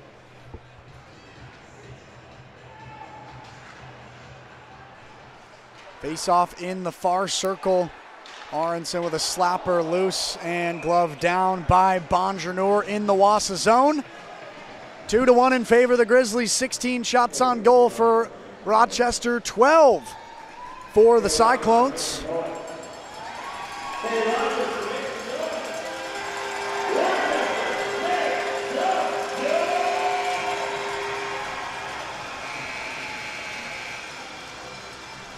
Looks like we got a timeout, as both teams will go to the bench, recollect, and figure out what's going on here, what they want to try to do to steal back the momentum or continue it if you're the Rochester Grizzlies. Mason Decker with Brett Ludvigsson and Trenton Foray both getting their first tallies of the postseason. 5 different players with points, 2 different players with goals for Rochester. The lone goal for the Wausau Cyclones, Jackson Maddock, Brady Knutson, and Elijah Von Gunton, the goal assist pair respectively. Kurdiak heads to the right side of the rink. Bonjour back to the left side of the rink, as we'll have a face-off in the far side circle in the Wausau zone here in the second period, as Wausau is going left to right and the Grizzlies right to left. Cooper Johnson and Jackson Maddock taking the draw in the far circle. Rung up to A.G. Hoffman, who tries to poke it up to Salienko. And we got another stoppage of play with 10:13 to go.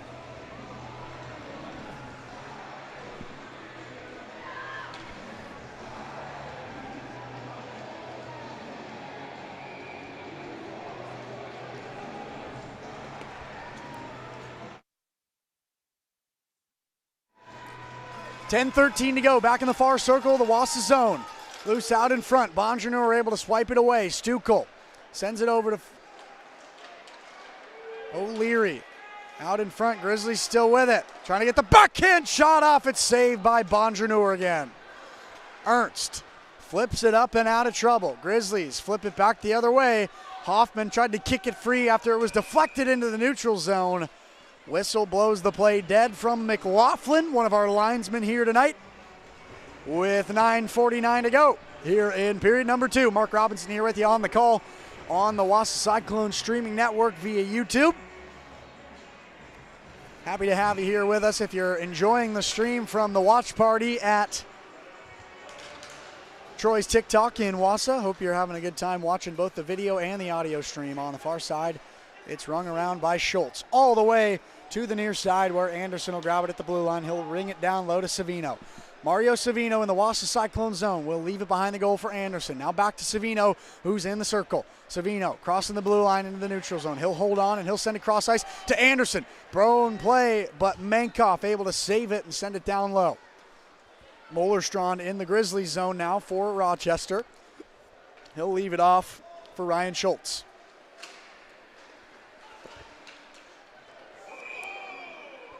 Stoppage of play with 9:10 to go after the puck was loose in the neutral zone and ended up out of play onto the bench of the Rochester Grizzlies, where you'll see head coach Marty Raymond and assistant Brandon Ratzloff and Bob Montrose. And, of course, your Wausau Cyclones, coached by Nathan Oystrick and Luke Meyer. And in attendance tonight, Taylor Carey, who's not able to be at every Wausau Cyclones game as our goalie coach, but he's here tonight. Rode up on the bus with myself and the team for tonight's playoff game.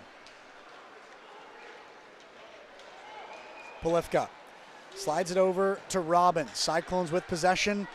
They lose it. Now Mollerstrand has it on the right side of the ice in the Rochester zone. He'll flip it all the way up to Polifka. Polifka able to redirect it the other way on the turnover. Chased down by Mollerstrand. Grizzlies playing with the lead as this one is sent over. And now here comes Bastian. Bastian holds over to Ludvigsson. Robbins will break up the play. Ludvigsson pushes it up to the blue line. Now a shot from all the way up top, deflected wide, no goal. And Polifka will go cross ice to Robbins. Robbins gets it all the way up and through Knutson. And we got an icing call. We'll go back down to the Wausau zone. Rochester will have an offensive zone face-off.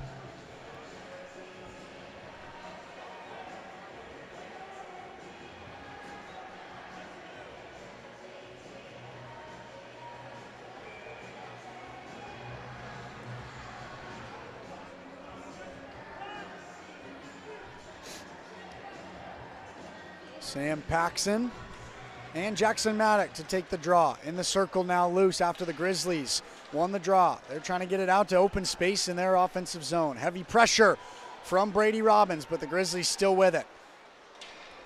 Wadstromer pinned against the boards. Knutson able to come away with it, but Paxson with heavy pressure behind the goal. Rung up to Zaruba. Now loose out in front. Wadstromer couldn't make the play. Zaruba with a shot missed just wide of the right post. Grizzlies still with it. Loose behind the goal. Dominic Arndt there to try to grab it. Polifka and Knutson and Paxson there as well. Paxson able to chip it up to the blue line for Aronson. All the way from the blue line, he scores. Tipped in through traffic on the way.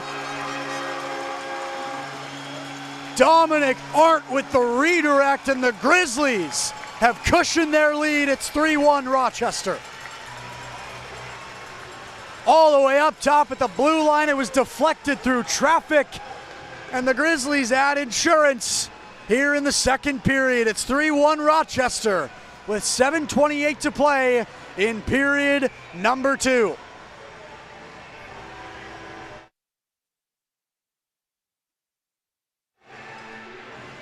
Jackson Maddock and Cooper Johnson taking the draw at center ice after the goal for the Grizzlies. Tanner Bonjour now has allowed 3 goals on 17 shots, only 1 goal allowed on 12 shots for Nick Kurdiak.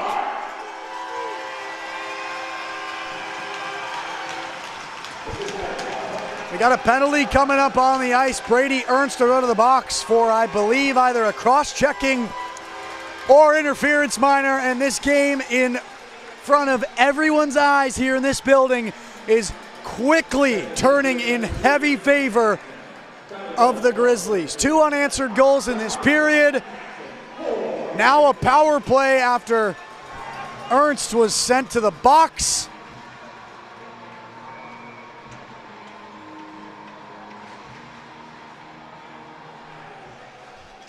We'll see what the call is on Brady Ernst, but the Grizzlies have it in their offensive zone on the power play. Decker will go over to Foray now.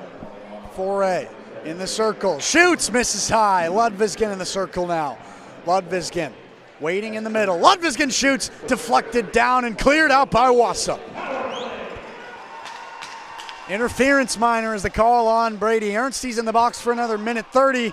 As a fight for the puck goes down in the neutral zone. Wadstromer able to come away with it for the Grizzlies. Pushed out to the far side. He'll hold on and wait up at the blue line. Ludvigsson has it at the middle of the point now. Ludvigsson skates over to the near point. He'll dish it over to Foray. Foray now down low to Wadstromer, shoots through traffic. It's wide in the near corner now. Grizzlies on the power play with 6:17 to go in the game. Foray at the top of the circle. Down low, trying to get it out in front from the circle now. Wadstromer holds just outside of the far side circle. Shoots, scores! It was tipped in again through traffic. And the Grizzlies strike again on the power play. Mason Decker gets his second goal of the game. and the game has completely flipped on its head. It is a 4-1 hockey game in favor of the Grizzlies.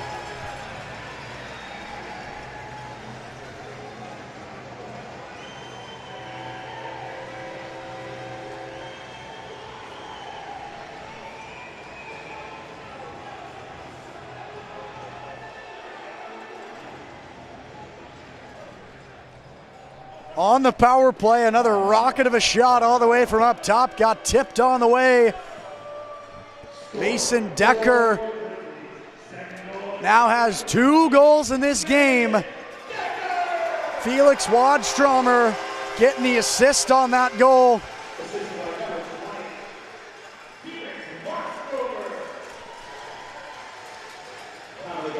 Timeout called by one of the teams as they discuss the plan for what's to happen after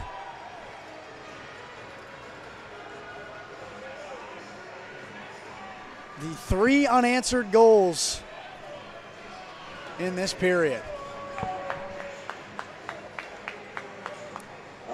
Knutson and Paxson at center ice, set up to take the draw.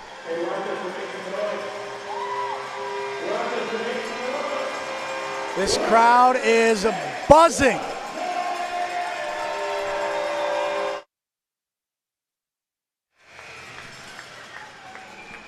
.6:07 to go in period number 2.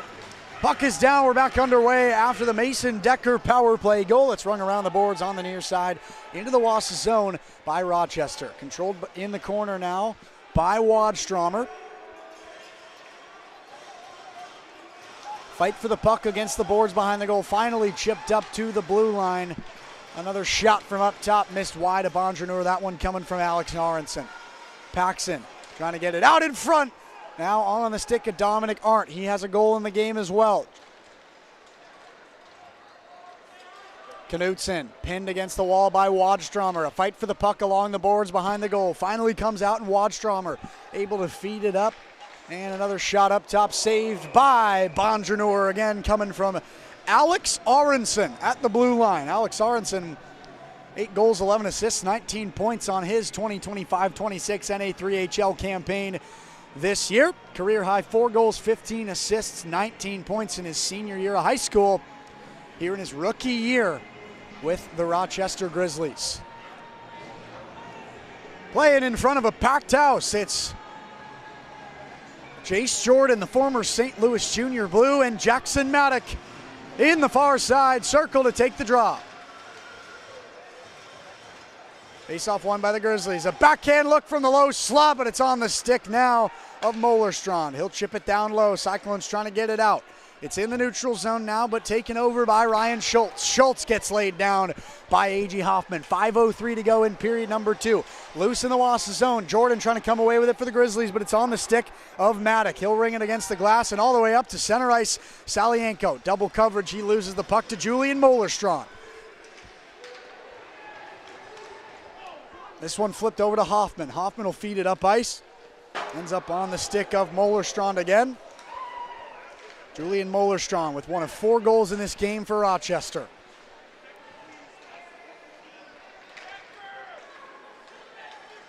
Mollerstrand. Savino now. Chips it up into the neutral zone. Back the other way. At the red line, a fight for the puck. Hoffman able to chip it to the right, but Jesse Varner dishes it over to Mollerstrand. Grizzlies with possession. They'll flip it all the way down into the far side corner, where Savino will grab it for the Cyclones with 4:10 to go here in period number 2. 19 shots on goal for the Grizzlies, 12 for the Cyclones. Here come the Clones. Renslow on the near side in the circle. Has the puck played away from him, and Stukel able to try to get it out to open space. It's flipped over and around to Jesse Varner. Varner will dish it off now to Foray. Foray on the near side, skating and sending it cross ice. Back over to Jesse Varner. That's the top D pairing for the Rochester Grizzlies. Diving effort from Stukel as the Clones now move it into the neutral zone. But the Grizzlies get a turnover. Stukel holds it, turns around, fires cross ice over to Ole Fevold. Fevold had a look at a breakaway earlier in this game, but was unable to finish against Tanner Bonjour. But since then, Bonjour has let a few goals slide past him. The Cyclones trailing 4-1. here at the Rochester Recreation Center. Clones with possession. Aaron Nail will slide it up into the neutral zone. Rung all the way around and down onto the stick of Kurdiak. He'll settle it down, and Varner will come around behind the goal and feed it up into the neutral zone. Big hit laid by Alec Mellon. 3:09 to go here in period number 2. Loose in the neutral zone. Flipped over to the blue line. Now Alec Mellon dangling through traffic. Mellon still with it. He'll get it down low. A shot from the near side. Saved by Kurdiak. Pico gets denied, short side. Had a good look at the goal, but Kurdiak able to take care of it. Nick Kurdiak playing well against the Cyclones this year, picked up a win a few weeks ago, only allowing 1 goal in the game, and is doing the same thing in this one. Only 1 goal allowed here in this game. Off the draw in the Rochester zone from the far circle. The puck goes straight into the pad of the goaltender, Nick Kurdiak. And we'll do it again in the far side circle for a face-off with 2:56 to go. Brady Knutson and Mason Decker to take the draw. Knutson with an assist in the game. Decker with 2 goals for the Grizzlies. Pushed all the way up into the neutral zone. Knutson will skate it down, and he'll poke it up to Robbins. Robbins now crossing the blue line. Sends it across ice to Polifka.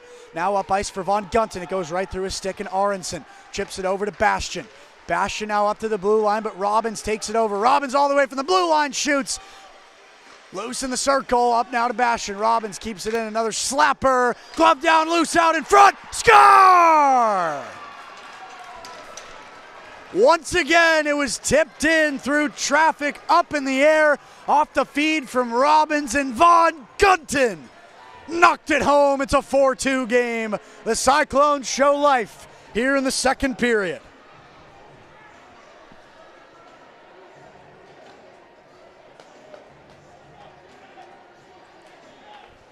Robbins had a few looks to get a puck down low all the way up from the point. He did it once, it got cleared away. Second time he did it, a big scrum in the slot, ended up with a goal for Elijah Von Gunton. Jackson Schrader and Brady Robbins getting the primary and secondary assists. All 3 of those players with their first career points tonight here in the playoffs. Von Gunton now with 2 assists in the game. Schrader and Robbins, a goal and an assist in the game for Von Gunton. Schrader and Robbins with their first career playoff assists. Still a 2-goal lead as this one's flipped all the way down into the Wausau zone by Rochester. Rung around to Anderson on the near side. Anderson will poke it up to Hoffman through the circle. Hoffman will skate it through the neutral zone. Hoffman backhands it over to Salienko through traffic. Salienko will rocket it down past the goal. Rochester able to get it out into the neutral zone, but Anderson takes it over for the Cyclones. Pokes it back up to Hoffman. Hoffman gets laid out into the boards by Wadstromer, and the Grizzlies have it in their offensive zone now. Backhanded all the way down into the low corner. Wadstromer trying to get it out to open space. Now in the circle, a shot deflected. Rebound off the stick of Arndt, saved by Bonjour. Salienko got laid out into the boards. Arndt tries to backhand it loose for Wadstromer. Rung all the way around and down low. 1:14 to go here in period number 2. 20 shots on goal for the Grizzlies, 15 for the Cyclones. Jackson Maddock moving into the neutral zone. Has it poked away, but Hoffman able to scoop it up and send it back down low.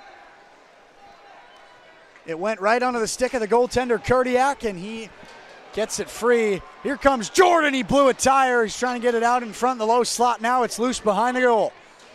Rung around by Robbins all the way up to the blue line. Skated down by Foray as he'll go cross ice over to Varner. 41 seconds to go here in period number 2 as we get an icing call with 38 seconds to go. After 3 unanswered goals in the second period, the Clones show sign of life. Von Gunton with the tip out in front off the Robbins shot from the blue line, and they're 2 goals away from tying up this game at 4 goals. In the near circle in the Rochester zone, it's won by the Grizzlies. Gauquelin will get it all the way up ice for Jordan. Jace Jordan will chip it over to Foray, who will ring it all the way around and down to Bonjour. 31 seconds to go in period number 2. Von Gunton has it at the half wall for the Clones. Now it's over to Polifka on the near side in the circle. Polifka will get it up to Schrader, just a little bit beyond the stick of Schrader, and now Johnston. A 3-on-2 for the Grizzlies. Here they come. Jordan, one-timer, saved by Bonjour. A one-timer all the way from the top of the circles in the middle. As time winded down, he just wanted to get any shot off that he could to take the chance to make this a 5-2 game, but Bonjour held on and made the save.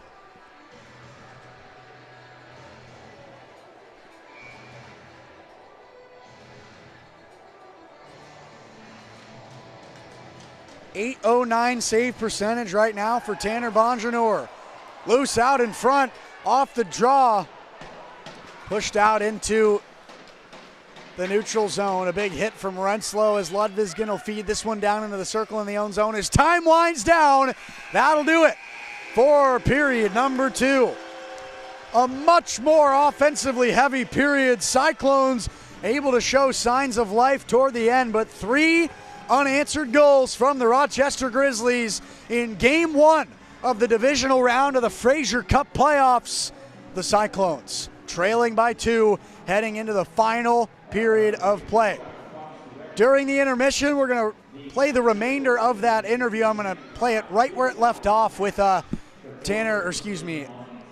Nail, Truman Zers, and Davis Polifka. And when that one comes to a close, I will play another interview from this last week's podcast episode with assistant coach of the Wausau Cyclones, Luke Meyer.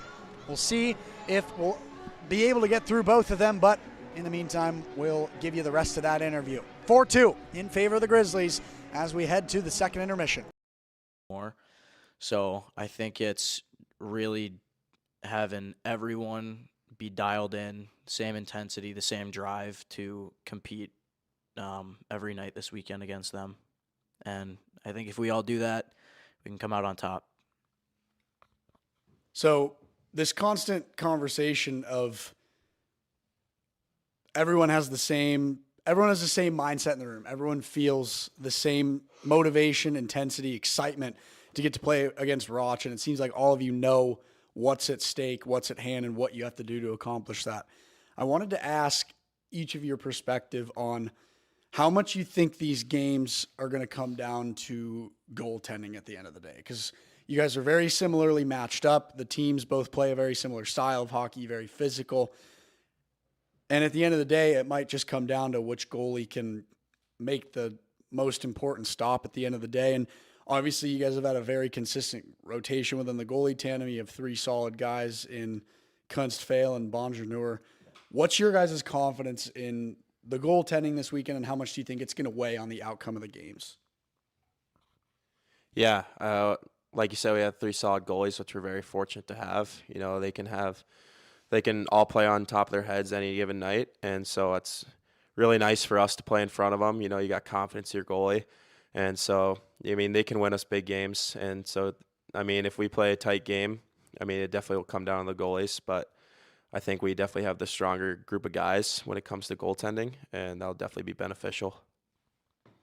Yeah, I mean, like Naylor said, I wouldn't trade our goalie tandem for anyone in the league. We have all the confidence in them, and I think you kind of saw it with the Olympics this year, you know, between USA and Canada. Like, Canada outplayed US like crazy, and Hellebuck, you know, stood on his head and kept them in that game. So hopefully the games aren't like that, but at the end of the day, we have the ultimate belief in who's ever between the pipes for us that, you know, they're going to keep us in it. Yeah, I think when it comes down to it, we have full faith in all 3 of those guys in our room. And I think, at least from what I see, they play at their best in the high-pressure situations. So if it does come down to it, if it's overtime, a 1-goal game late in the third, I think that we can count on them to make those big saves and keep us in games. And I think that we have, I don't want to say clear, but I think that our tandem is noticeably better than Rochester's. So I think we've got confidence in them.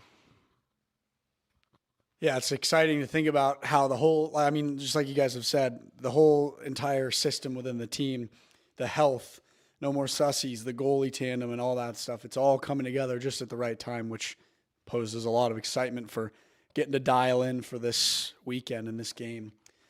Last thing I want to ask about just getting ready for Roch in general. Actually, first of all, before we talk about the next thing I want to say, this is just a quick hitter, but how pumped are you guys that you don't have to go to St. Louis? Insanely pumped. That bus ride is brutal.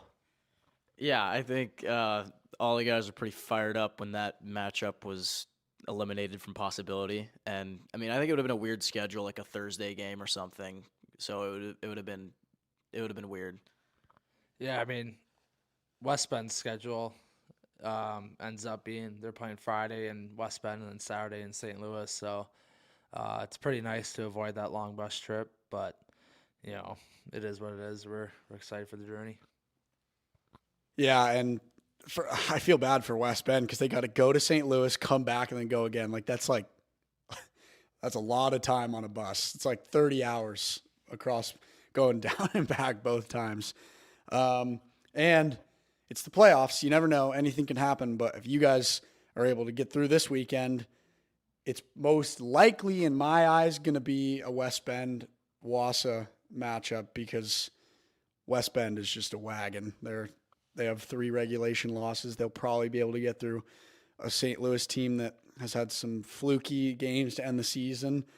And so not only do you guys not have to go to St. Louis again, like I said, it's not confirmed, who knows, but you'll get probably the biggest test of all your guys' NA3 careers in taking a team to a 3-game series that has dominated the division all year. But we're not going to talk about that quite yet because we got to get through this weekend first. And as we close out the conversation around the Roch series, for those that don't know that are listening to the pod this week, last year's playoffs for the Cyclones, it was a first-round exit against the Rochester Grizzlies, and it was a weird 3-game series. The first game was at Marathon Park, and Rochester stole a game in a very odd fashion. They only had 24 shots on goal. Cyclones had 50, but it was a 3-2 overtime loss. Cyclones stole the next game up at the Rochester Rec Center 5-2, but then the Grizzlies came back into the Marathon Park and stole another one to secure the series 5-1. And I was talking with our director of business ops in the previous segment, Zach Surway, about just playoff history in general, and he made it pretty clear that Rochester's been the primary team that's ended playoff hopes over the last few years. So as we wrap up the conversation around dialing in for this playoff series, for all of you guys, but even more specifically, like for you, Truman, who's aging out, how much of an extra jump does it give you that you're trying to get a huge upset against a team that's ended your playoff hopes in the past? Yeah, I mean, it's huge. Coming back against that team last year after that series, it was a hard-fought battle to the very end, and it does give that extra motivation in your game. I mean, hearing those guys all game talking about, oh, we ended your season, we're going to do it again, that does nothing but motivate us even harder, and I think that extra jump is going to give us an advantage in this series. Well, it's exciting to think about how you guys are going to be able to come in and try to play the best hockey you can. I've seen it. I've seen you guys dominate Rochester. It's a tight, competitive series that we're gearing up for, and I'm looking forward to it. I know I've told you guys this off the air, but I'm coming on the trip, which is going to be super fun, calling the games on a YouTube live stream that all the home fans, all the people that don't want to hear the Roch broadcaster, they can all listen to that, and should be a good time. So, yeah, we're gearing up for an exciting playoff series this weekend. And, we've talked about it all on this segment, but it seems like there's just a known common mindset within the locker room that you guys know what you need to do to take care of this team and move on to the next round. That's pretty much all I got for you guys as we gear up for getting ready for this weekend. You guys have any final thoughts, anything you want to say before we close things out? Yeah, I would just say we're looking forward to the weekend and obviously our home game on Saturday. So hoping we can sell that out and get some loud fans in the building and put on a show. All righty. Well, we are getting ready for some exciting playoff hockey this coming weekend. Friday, 7 o'clock at Rochester. Saturday, 7:10 at Marathon Park with a rally towel giveaway. Get your tickets early at wausaucyclones.com/playoffs. That way we don't have to turn you away at the door. It's going to be a packed house. It's going to be a playoff environment, and we're absolutely pumped for it. Gearing up for some exciting hockey this coming weekend. That's going to do it for this segment. Davis, Truman, Aaron, thanks so much for joining me live on the pod this week. First time we've had multiple guys on an interview. It was great to chat with all you guys about what we got coming up this weekend. We're going to kick it to break here on the Inside Cyclones Hockey Podcast, and we'll return shortly with an interview with assistant head coach of the Wausau Cyclones, Luke Meyer.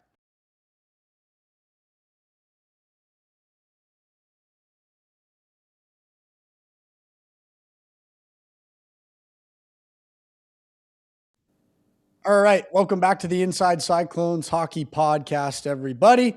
Appreciate taking the time to hear a quick word from some of our sponsors, and also want to give one more huge thank you to Davis Polifka, Truman Zers, and Aaron Nail for taking the time to hop on with me on this week's episode of the pod.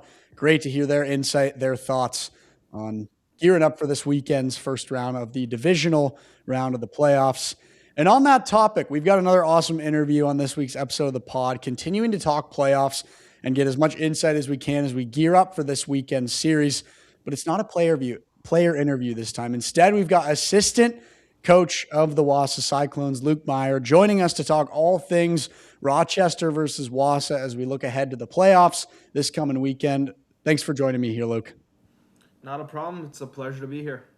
All right, so before we dive specifically into playoff talk, I wanted to get your thoughts just bigger picture, because now the regular season's wrapped up. All 47 games are in the past. 27-19, 1-0 was the final line, 55 points, outright third place in the division, which gives you the 3 seed in the playoffs. From your perspective, standing up on the bench, watching the team for all 47 games this year, and considering you also have a lot of experience coaching the team over the last few years, what did you like about this year, this team, and what you guys were able to accomplish within your division? This team's been great. I mean, the locker room's been fun. These guys are fun to be around, and I think that helps just on a camaraderie scale. I mean, it's huge for a team. Third in the division, it's not where we wanted to finish, but it is what it is at this point. We play the games in the playoffs, and we'll see what happens. I mean, this team has proven that it can play with the best teams in the league, and it's proven that it can struggle at times. So it's just finding that balance, finding that team that will show up and compete every night, and we know it's in that locker room, and we're looking for 2 wins this weekend. And it's an exciting series to prepare for. Cyclones and the Grizzlies facing off in the first round of the Central Division playoffs. The 1 and the 4 seed play, and then the 2 and the 3 seed play. Rochester is the 2 seed. Wausau is the 3 seed. West Bend and St. Louis will play for the other side of the divisional round as well. But from a coaching perspective, Luke, about as knotted up as you could possibly be with another team in your season series with Rochester this year. You split 4-4, 4 wins, 4 losses. You won 2 games in their barn and lost 2 games in their barn. You got beat in your barn twice, but you also won 2 in your barn. Like I said, it's about as close as you could possibly get. What about this competition and just how close these games have been excites you for what the team can potentially do, and how they can potentially accomplish 2 big wins this weekend? Yeah, this series is it should be pretty tight. I mean, 4 games for each, and it's been close for 5 of the 8 games, I believe, and it comes down to mistakes. It's the team that makes the less mistakes is the team that's going to win. The competition, it's going to be tough. It's going to be hard. We know Rochester likes to play fast. They like to play in your face, and we need to have that pushback like we had on, I think it was the 20th of February, where we kind of took it to them a little bit more physically, and we kind of played our game the way we want to. So it's going to be the team that comes out and competes for 60 minutes, and who makes the least amount of mistakes is going to win the series. So speaking of that game that you're referencing, I actually wanted to bring that game up because it has the potential to reflect itself, because you have an opportunity to win 2 out of the 3 games. You can, this obviously isn't the most ideal thing to happen, but you can long term, when you look back, you can lose 1, but still correct mistakes and get on the right track and get out of the series with a win to move on. So it was February 27th and February 28th when you guys wrapped up the regular season against Rochester. They came into Wausau first night at Marathon Park, and a lot of the players put it in a good comparison, like a good phrase that I'm going to echo. They were like, we got bullied on our own rink. We got beat up hard. That was a 4-1 loss. To your point just a second ago, second of the 2-game series of the weekend, you guys come back the next day and you completely flip the narrative. You beat them 5-2. It's a comfortable game. You're leading the whole time. From a coaching perspective, what was the change from you and Oisty in between Friday's loss and Saturday's win? What were you able to say to the team? What were you able to preach that allowed them to go out and play so much better the next day? And how do you see that translating to a potentially similar situation this coming weekend in the playoffs? After that game, we had a good conversation in the locker room. We opened the floor up to the players to kind of let them talk about what they're seeing on the ice, what they can improve on, because our message hasn't changed all year. It's competing, it's being prepared when the puck drops. So we let the floor open to the players, and they kind of let some things off their chest. And ever since then, I think we've turned a corner. We haven't lost since, I believe. And, that's the team we want to be. We let the players dictate what they wanted to in the locker room, and after that, things have been good. Yeah, that is accurate. You guys haven't lost since you got that win against Rochester, and then you rode out the rest of the season in the win column. I did want to briefly talk a little bit about this last weekend, because obviously you guys won both games. You came out on top, and that's all that matters at the end of the day, finishing the game, finishing on top, and finding scoring opportunities. But from my perspective, it seems like the way that those two games went against the Mustangs, you'd want a few of those goals back, letting a few shorthanded goals get in, a few broken plays in the neutral zone. With those types of things happening, how do you approach that from a coaching perspective and try to preach getting rid of those types of mistakes when you enter into essentially win or go home scenarios with the playoffs starting this coming weekend? It's all mentality. It's all. Alrighty, welcome back to the Wausau Cyclones streaming network, everybody. One more big thank you to all of those interviews that I was able to do on this last week's episode of the Inside Cyclones Hockey Podcast. Forwards Truman Zers and defenseman Aaron Nail and Davis Polifka, as well as assistant coach of the Wausau Cyclones, Luke Meyer. So grateful to take the time to chat with them about playoff implications and the excitement of this series. And hopefully, as this game is unfolding as we speak, some of that insight provided a little bit more of an in-depth understanding of what's at stake for the Cyclones this weekend. But as we welcome you back, it's time to get ready to go for the third period. The Cyclones trailing by 2 after 3 unanswered goals. Rochester took a 4-1 lead. Cyclones showed signs of life at the end of the period.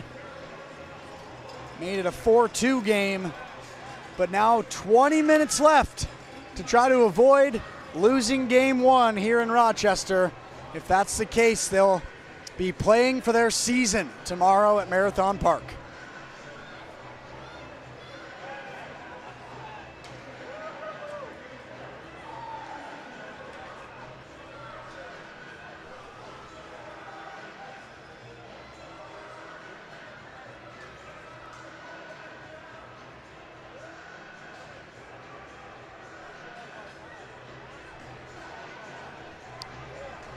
Grizzlies going left to right this period. Cyclones going right to left.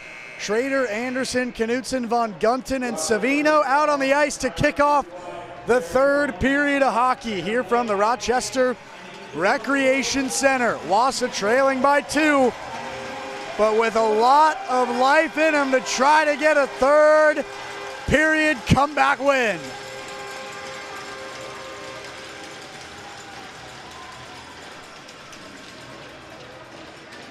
Stukel and Knutson take the draw. It's won by the Grizzlies. 21 shots on goal for Rochester, 15 for Wausau, 4-2 lead for the Grizzlies. In the Wausau zone, Savino's pinned behind the goal. He's able to slide it up to Schrader in the circle. Schrader moving through the neutral zone, has it played by Varner. Rochester able to grab it in their own zone, and now Trenton Foray will slide it back to his D partner, Varner. Foray gets it back, and he'll flip it all the way down into the corner. Anderson will slide this one up. And now driving toward the middle was Varner. Goes all the way down to the other end of the ice. Hand up for the official. We got an icing call with just 19:17 to go here in the third period. We'll go back down to the Wausau zone, and Rochester will have a look at an offensive zone faceoff at home, leading this game by 2. We'll see if they can extend their lead or if the Cyclones can get it out and start to develop an offensive opportunity. Won by the Grizzlies, pushed up to Aronson at the near point. Aronson with a shot blocked, and Von Gunten able to chip it out into the neutral zone. Turnover, and it's right back into the stick of Aronson. Aronson gets it down low, and it's chased down by Anderson in the Wausau zone. Joel Anderson for the Cyclones will backhand it over to Savino. Savino will backhand it up into the circle for Von Gunten. Now cross ice through traffic for Hoffman. Hoffman off the boards and ringing it all the way down to Nick Kurdiak. Now on the near side, the Grizzlies moving it back into the neutral zone. Sent cross ice for Aronson. Now Ludvigsson chasing it down, but it's too far ahead of him, and the Clones get the turnover. Sent all the way down to the stick of Nick Kurdiak in his crease on now the left side of the ice. Big hit as Hoffman gets it out in front, but it's on the stick of Ludvigsson. Here come the Clones. It's a 2-on-2. Decker with a shot saved by Bonger. Noor able to get it on his glove and put it down to stop the play with 18:24 to go.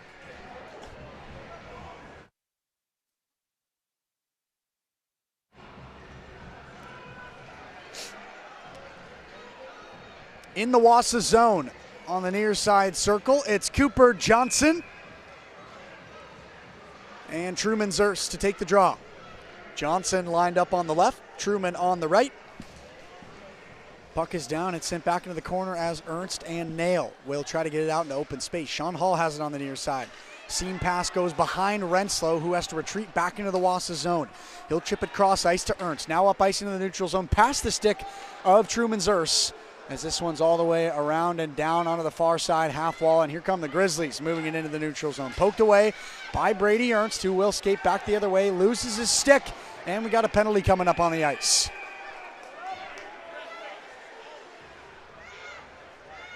Going to be a slashing call on Jace Jordan, and the Cyclones will go on the power play.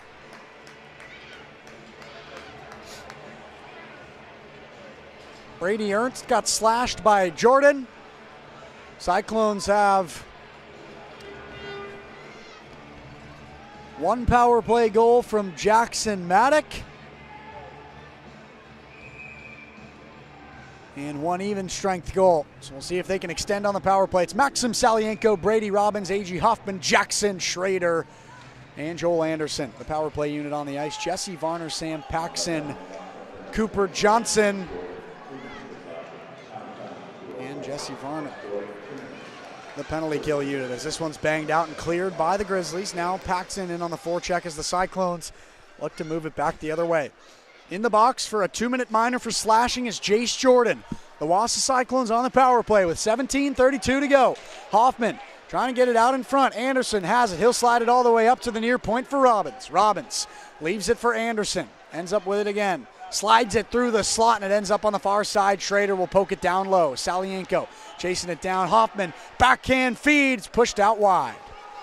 Schrader up to Anderson at the point. Cross ice now to Robbins. Robbins, top of the circle, shoots, save made by Nick Kurdiak. Loose in the corner now on the near side. A fight for the puck. It's up to Robbins at the blue line. 17:01 to go in period number 3. Cyclones trailing by 2 on the power play here. Salienko behind the net, fighting for the puck now. Many players pinned against the boards. Cleared off the boards and up and down the other end of the ice. The Grizzlies able to get it out of trouble. They'll get a change and get some fresh legs out on the ice for the penalty kill.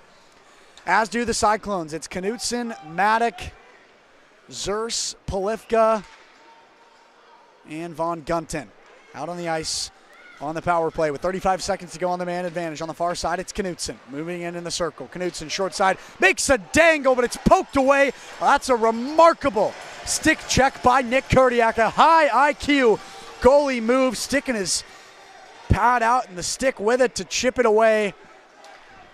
And it ended in a clear. Jackson Maddock will feed this one cross ice. Knutson takes another shot, loose out in front. Von Gunten, top shelf, scores! Von Gunten buries one from the top of the circle on the near side. And it's a 1-goal game. On the power play, Elijah Von Gunton gets his second goal of the game. Cyclones take advantage of the Jace Jordan slashing call. And in the playoffs, we've got a knotted up game, 4-3. Rochester leads.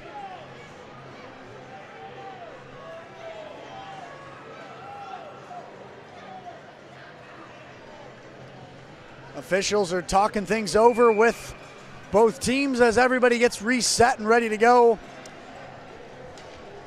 Cyclones are right back in this game. They were trailing 4-1, now only down by 1 goal. A late goal in the second and an early power play goal here in the third. Lucas Mankoff tries to walk it into the zone, but he gets called for offside before he can build up any momentum.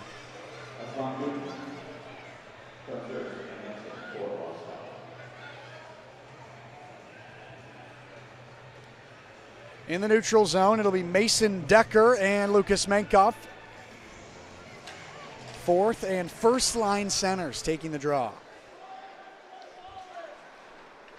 Rung around and up top. And here come the Grizzlies now. Ludvigsson outside of the circle. Centers, and we got a penalty coming up on the Cyclones. A delayed penalty. Clones get their stick on it, but we've got a penalty coming up on Wausau. I believe it was a tripping call. It's Lucas Mankoff heading to the bench. 15:31 to go, and Rochester with a chance to put themselves back in the lead on the power play. Mentioned it already here on tonight's stream, but Wausau with one of the best penalty kills in the division. A top 8 penalty kill in the NA3 this season.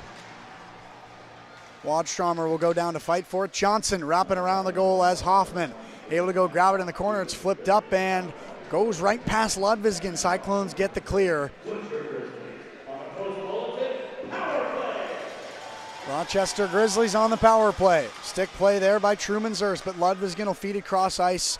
Poked away, and Ludvigsson has to retreat back into his own zone. Foray with him as well. Ludvigsson moving in with speed now. Ludvigsson makes a dangling move, but gets pushed out wide. Bonjour ended up out of position, and we got a stoppage of play with 14:56 to go. 1:26 on the power play for the Rochester Grizzlies, looking to push their lead back to a 2-goal lead.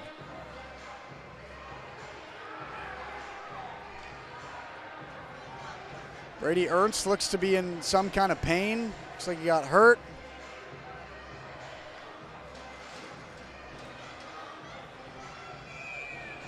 He was bent over, skating over toward the bench. Hope he's okay. From my vantage point, it looked like he went straight to the locker room. Knutson and Johnson in the far side circle of the Wausau zone to take the draw. It's won by the Clones and cleared out into the neutral zone. No sign of Brady Ernst on the bench yet. Not sure what the injury was. I'll keep an eye on it. He looked like he was holding down onto something toward his lower body. Grizzlies moving back into their offensive zone. Ludvigsson makes a dangling move, shoots way high at the top bar. Grizzlies still with it, sent down low. Trying to get it out in front. Up now to Decker, who shoots. Mason Decker tried to get the wraparound chance. Decker able to chip it up to Foray at the blue line. Foray back down low to Mason Decker. In the circle, back up to Foray. Grizzlies building momentum. Fed back down to now Wadstromer in the circle. Wadstromer. One-timer from up top. Score! Trenton Foray on the power play. A one-timer finds the back of the net, and the Rochester Grizzlies back with a 2-goal lead. A rocket from Foray. His second point of the game, his first goal this playoffs. A power play goal for Trenton Foray. 10 goals, 35 assists, 45 points for his NA3HL campaign this year. And now with 14:04 to play, the Cyclones back to a 2-goal deficit. Flipped up and down by Wadstromer. Whistle blows the play dead. Renslow's furious. He's trying to get into the mix.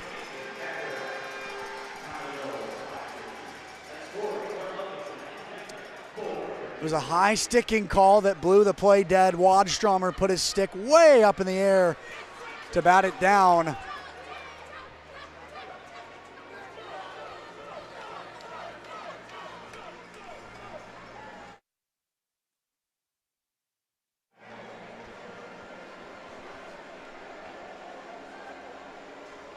Far side circle face-off in the Rochester zone. Wausau looking to get the offensive opportunity here, now trailing by 2.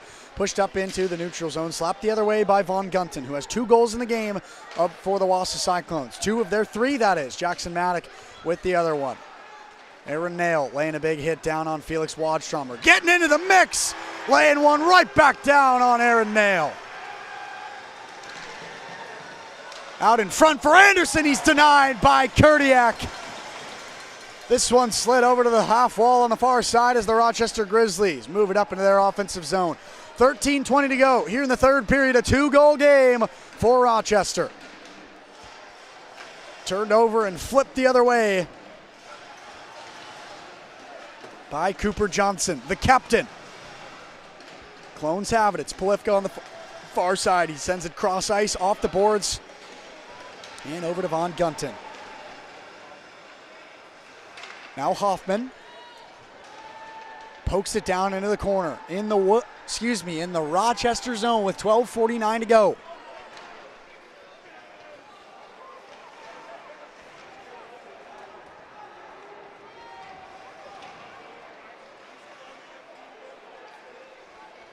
Slid up to the half wall on the far side, poked up for Jordan.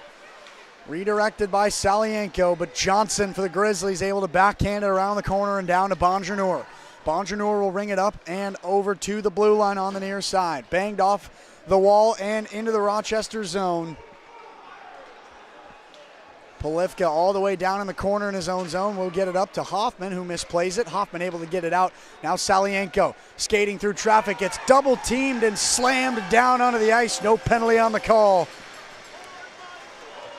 Turnover in a danger zone. Mankoff trying to get some space, but it's chipped out wide again. Greta Beck, top of the point on the far side, rockets it all the way down into the corner. 11:46 to go here in period number 3. 5-3 in favor of the Rochester Grizzlies. Game 1 of the divisional round of the playoffs. Here comes Sam Paxson. Gets pushed out wide. Loose in the corner now. He'll ring it all the way around, and it's chased down now by Andrew Bastian. Brandon Pico laying a nice hit down, and it's on the stick now of Lucas Mankoff. 22 shots on goal for the Grizzlies, 17 for the Wausau Cyclones. Mankoff had it all the way behind the goal. He's moving in at the circle. Mankoff, short side shot, rung around the boards and up into the neutral zone. Anderson on defense for the Cyclones, able to retreat back to his own blue line and get it up ice past the stick of Pico, and it's chased down by Aronson. Now in the far side corner in the Rochester zone. Chipped all the way up and down to the other end of the ice. Icing waved off. It went off a Cyclone on the way down. Anderson grabs it. Heavy forecheck pressure from Bastian, but he's able to dish it back to Aaron Nail. Nail able to seam it through over to the near side, but the pass gets loose, and it's all the way down into the Rochester zone. Sean Hall getting tangled up behind the goal. Up to Anderson at the point. Shoots, saved by Kurdiak. Right up the middle, Anderson with a shot. Something I've never, ever seen in the state of in the sport of hockey is a goal horn being used for anything besides a goal.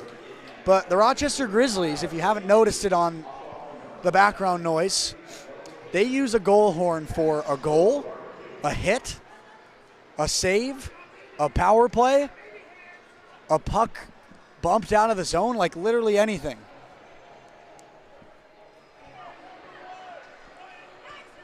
Have to say, though, a great environment here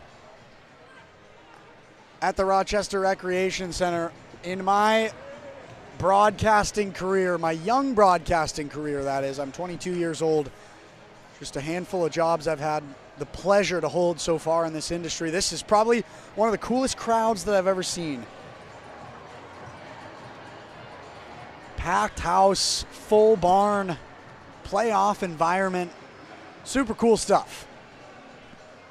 Almost halfway through period number 3, a 2-goal lead for the Rochester Grizzlies. The Cyclones trying to discuss the plan to turn this game on its head and try to get the comeback. I do see Brady Ernst back out on the bench. Doesn't look to be in too much pain. Looks like he's okay. Like I said, not sure what the injury was, but good to see that Ernst is on the bench with his team. In the near circle, in the Rochester zone, it's Truman Zers to take the draw. Up against Mason Decker, Zers will win it for the Cyclones. Robbins at the near point. He'll ring it softly down low to Renslow. Renslow pushed hard against the boards, getting into the mixer now, and it's pushed up into the neutral zone. Rochester with it now. Bastion able to chip it up to Ludvigsson. Ludvigsson almost came away with it, but Robbins able to get it out of trouble. Robbins will ring it around on his backhand over to Davis Polifka. Polifka will hold it behind the goal as the Clones reset and try to move it out into the neutral zone. Polifka on the far side, crossing the blue line. Seam pass up to Renslow. Ends up getting onto the stick of the Rochester Grizzlies. Now Decker for the Grizzlies, skating from left to right. Rockets it all the way around and rings it down low. Left behind the goal for Polifka, who will send it back to Robbins. Robbins skating alongside the blue line. Robbins blew a tire, ran out of real estate, and the Rochester Grizzlies take over. Under 10 to go here in period number 3. Time winding down in game number 1 as Foray on the near side, wrapping all the way around the goal. Out in front. One-timer chip just wide of the post. Now Foray holds it in the corner. Foray trying to get it through the middle. Instead, he'll go up top. Now Foray with it again. Varner over on the near side. Varner with a shot, chipped down in front. Knutson able to skate it away. A high danger opportunity. If they tried to chip it in, it most likely would have gone down as a high stick. Fight for the puck along the boards on the near side corner. Flipped all the way up and just past the stick of Wadströmer. Ends up all the way down into the Rochester zone. Under 9 to go here in this 2-goal game. Both teams will travel back to Marathon Park Ice Arena in Wausau, Wisconsin tomorrow.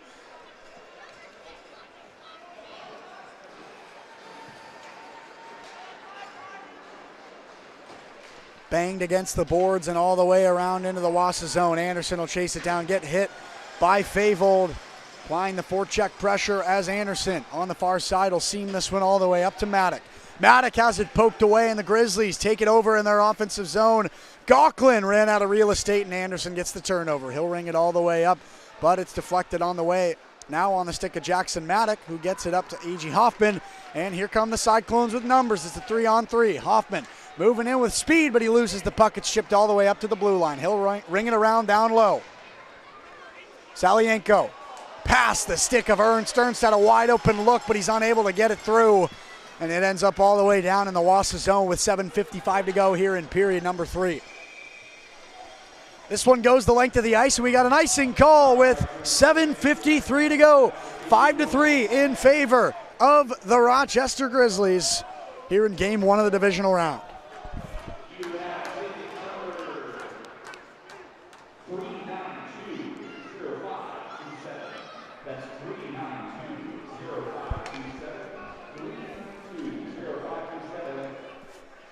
In the Wausau zone on the near circle, it's Mason Decker and Jackson Maddock to take the draw. Won by the Clones as Ernst will backhand it all the way up to the half wall. Slapped up into the neutral zone by Hoffman. Now a one-on-one chance for Pico. Makes a move, shoots, saved by Kurdiak. Pico was all alone, had one man to beat, but Kurdiak took care of the puck and made the save. A shot from the blue line, saved by Bonjour off the tape of Bastion. And another stoppage of play with 7:34 to go here in period number 3.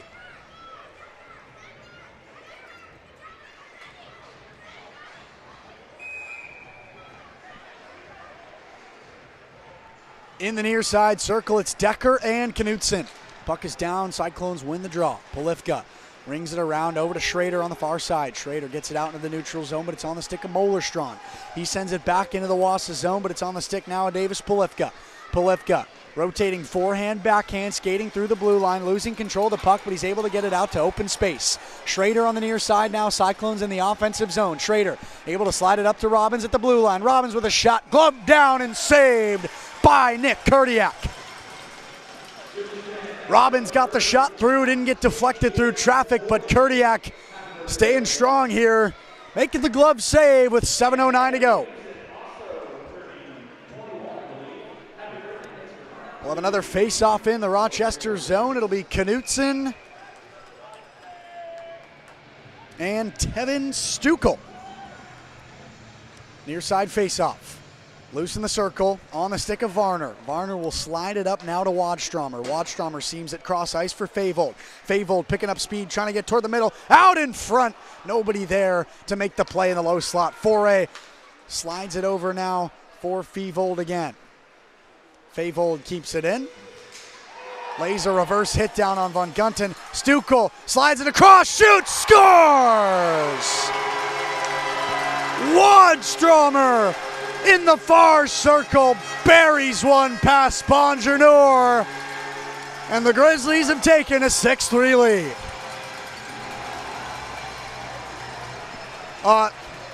Remarkable feed through the middle, right onto the stick of Waddstromer. My goodness, that was a set-up design play.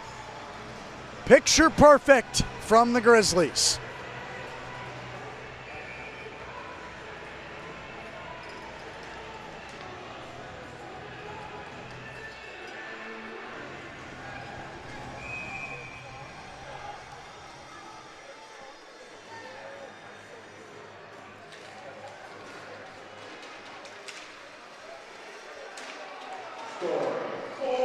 Off the draw, Aaron Nail has it in the D zone for the Cyclones. It's sent up now to Renslow, but now a turnover, and here comes an odd man rush for the Grizzlies. Centering pass through the legs of Easton Talbot. Haven't seen a lot of him tonight. Aaron Nail behind the goal, 6:19 to go in period number 3. 6-3 in favor of the Rochester Grizzlies here at the Rochester Recreation Center. Game 2 will be played tomorrow. Short side shot from Renslow got chipped wide. Game 2 tomorrow at Marathon Park. Unless the Cyclones mount a comeback, it'll be win or go home for Wausau. A shot from the blue line, tipped and now out in front. Ends up in the neutral zone. Savino able to grab it and ring it around down low for the Wausau Cyclones. Chipped up into the neutral zone, controlled by Salienko, trying to poke it free. 5:35 to go. 3-goal lead for the Grizzlies. Slid all the way into the Wausau zone. Gredebeck will slide this one over to Savino. Haven't seen much of Tucker Gredebeck tonight either. Stoppage of play after the offside call. 5:24 to go here in period number 3.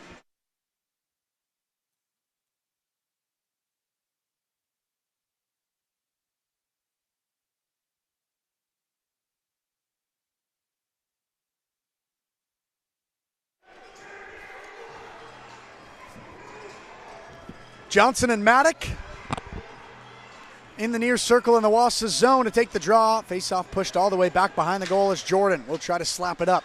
Loose out in front, Bonjour trying to make the save. I think the goal got knocked out of position, so we got a stoppage of play with 5:19 to go here in period number 3.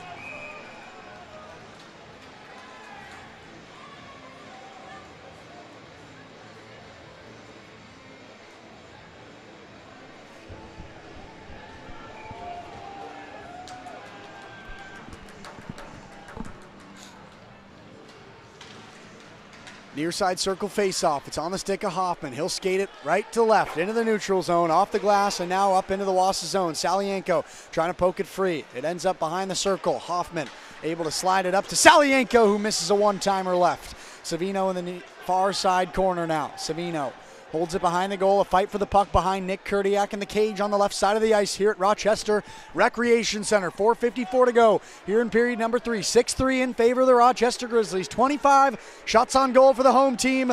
20 for the Wausau Cyclones. Still pinned against the boards. Nobody's moved in the last 30 seconds. Finally, it comes loose. And the Grizzlies will skate it up toward the neutral zone. Chipped up and all the way down to the other end of the ice. Icing waved off as it goes the length from left to right, but it went off of a Wausau Cyclone. 4:28 to go. Davis Polifka and Jace Jordan getting into it a little bit. Redirected now the other way. Bonjour out of his crease to grab it for the Wausau Cyclones. Leaves it off for Brady Robbins. Robbins, Knutson, Schrader, Polifka, Von Gunton. On the ice for the Wausau Cyclones, trailing by 3. Knutson weaving through traffic, feeds it over to Schrader on the near side, but he loses control, and now a big fight for the puck in the neutral zone.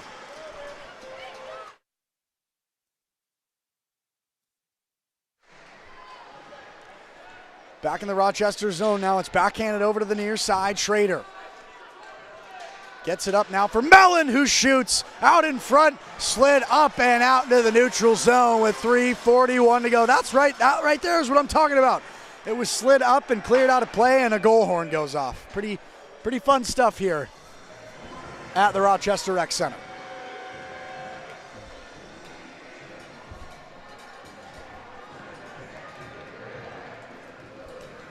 .336 to go. A 3-goal lead for Wausau. Or excuse me, Rochester. Wausau trailing. Desperation mode for the Cyclones as Stukel and Knutson take the draw. It's won by the Clones. Favehold dangling toward the middle. Ends up on the stick of Von Gunton, and Mellon gets laid out. There's the goal horn again after the hit on Alec Mellon. Slid all the way up to Von Gunton, who can't control. We're keeping a close eye on Tanner Bonjour. He'll swallow this one up and leave it to his left for Robbins, who grabs Polifka. There goes Bonjour. Cyclones with an extra attacker out on the ice. Maddock crossing the blue line, losing control all the way down into the corner. Stoppage of play, and we got a penalty coming up on the ice. A slashing call on Rochester. So with the goalie out, it'll be a 6-on-4 unless Nathan Oystrick elects to put Bonjour back in the net for the power play, but I doubt it at this point. It's the playoffs, man. Come on. Why not make it nice and fun and interesting? By the way, it's Trenton Foray in the box on the slashing call. Hoffman, Schrader, Von Gunton, Salienko, Anderson, and Robbins. The 6 skaters out on the ice. The 4 for the Grizzlies: Aronson, Paxson, Wadstromer, and Zaruba.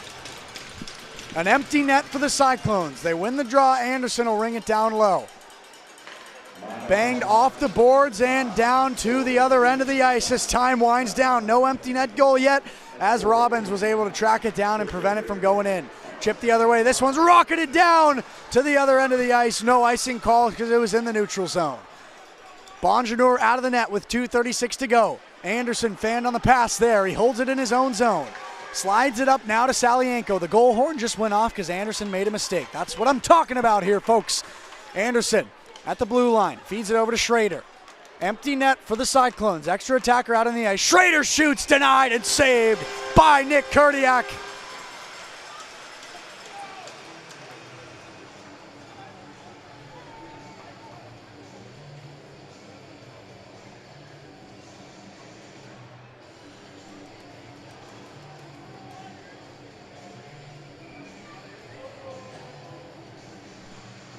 Far side circle face-off, 2:18 to go. It's a 3-goal game, 1:20 to go on the power play. Clones win the draw again. Anderson at the top of the blue line. He'll send it all the way down. Rung around by the Grizzlies, but now loose out in front. Schrader with a one-timer, score! A goal with an extra attacker out on the ice, and the Clones show life. It's a 2-goal game now with 2:07 to go.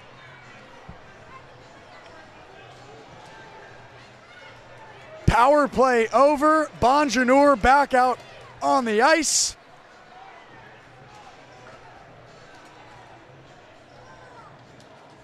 Still need 2 goals to tie up this game. Knutson and Decker at center ice on the red line to take the draw. Face-off won by the Grizzlies, keeping a close eye on Tanner Bonjour. Polifka gets it now for the Cyclones. Savino will get it up into the neutral zone. Bonjour still in the net. 1:54 to go here in period number 3. 6-4 now in favor of the Grizzlies.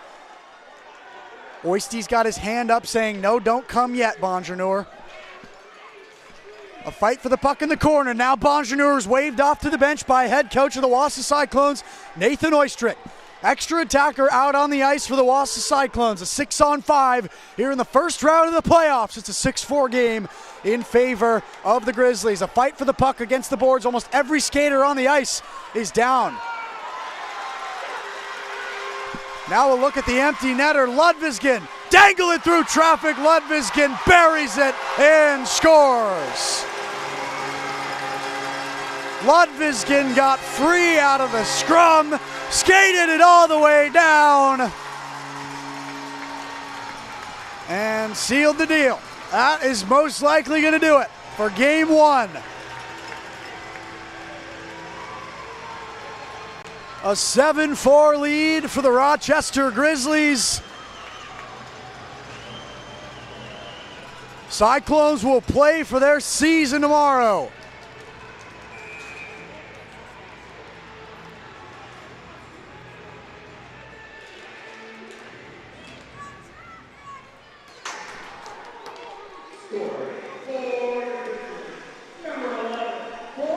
Ludvigsson with the empty netter, 1:03 to go in the game. Another stoppage of play.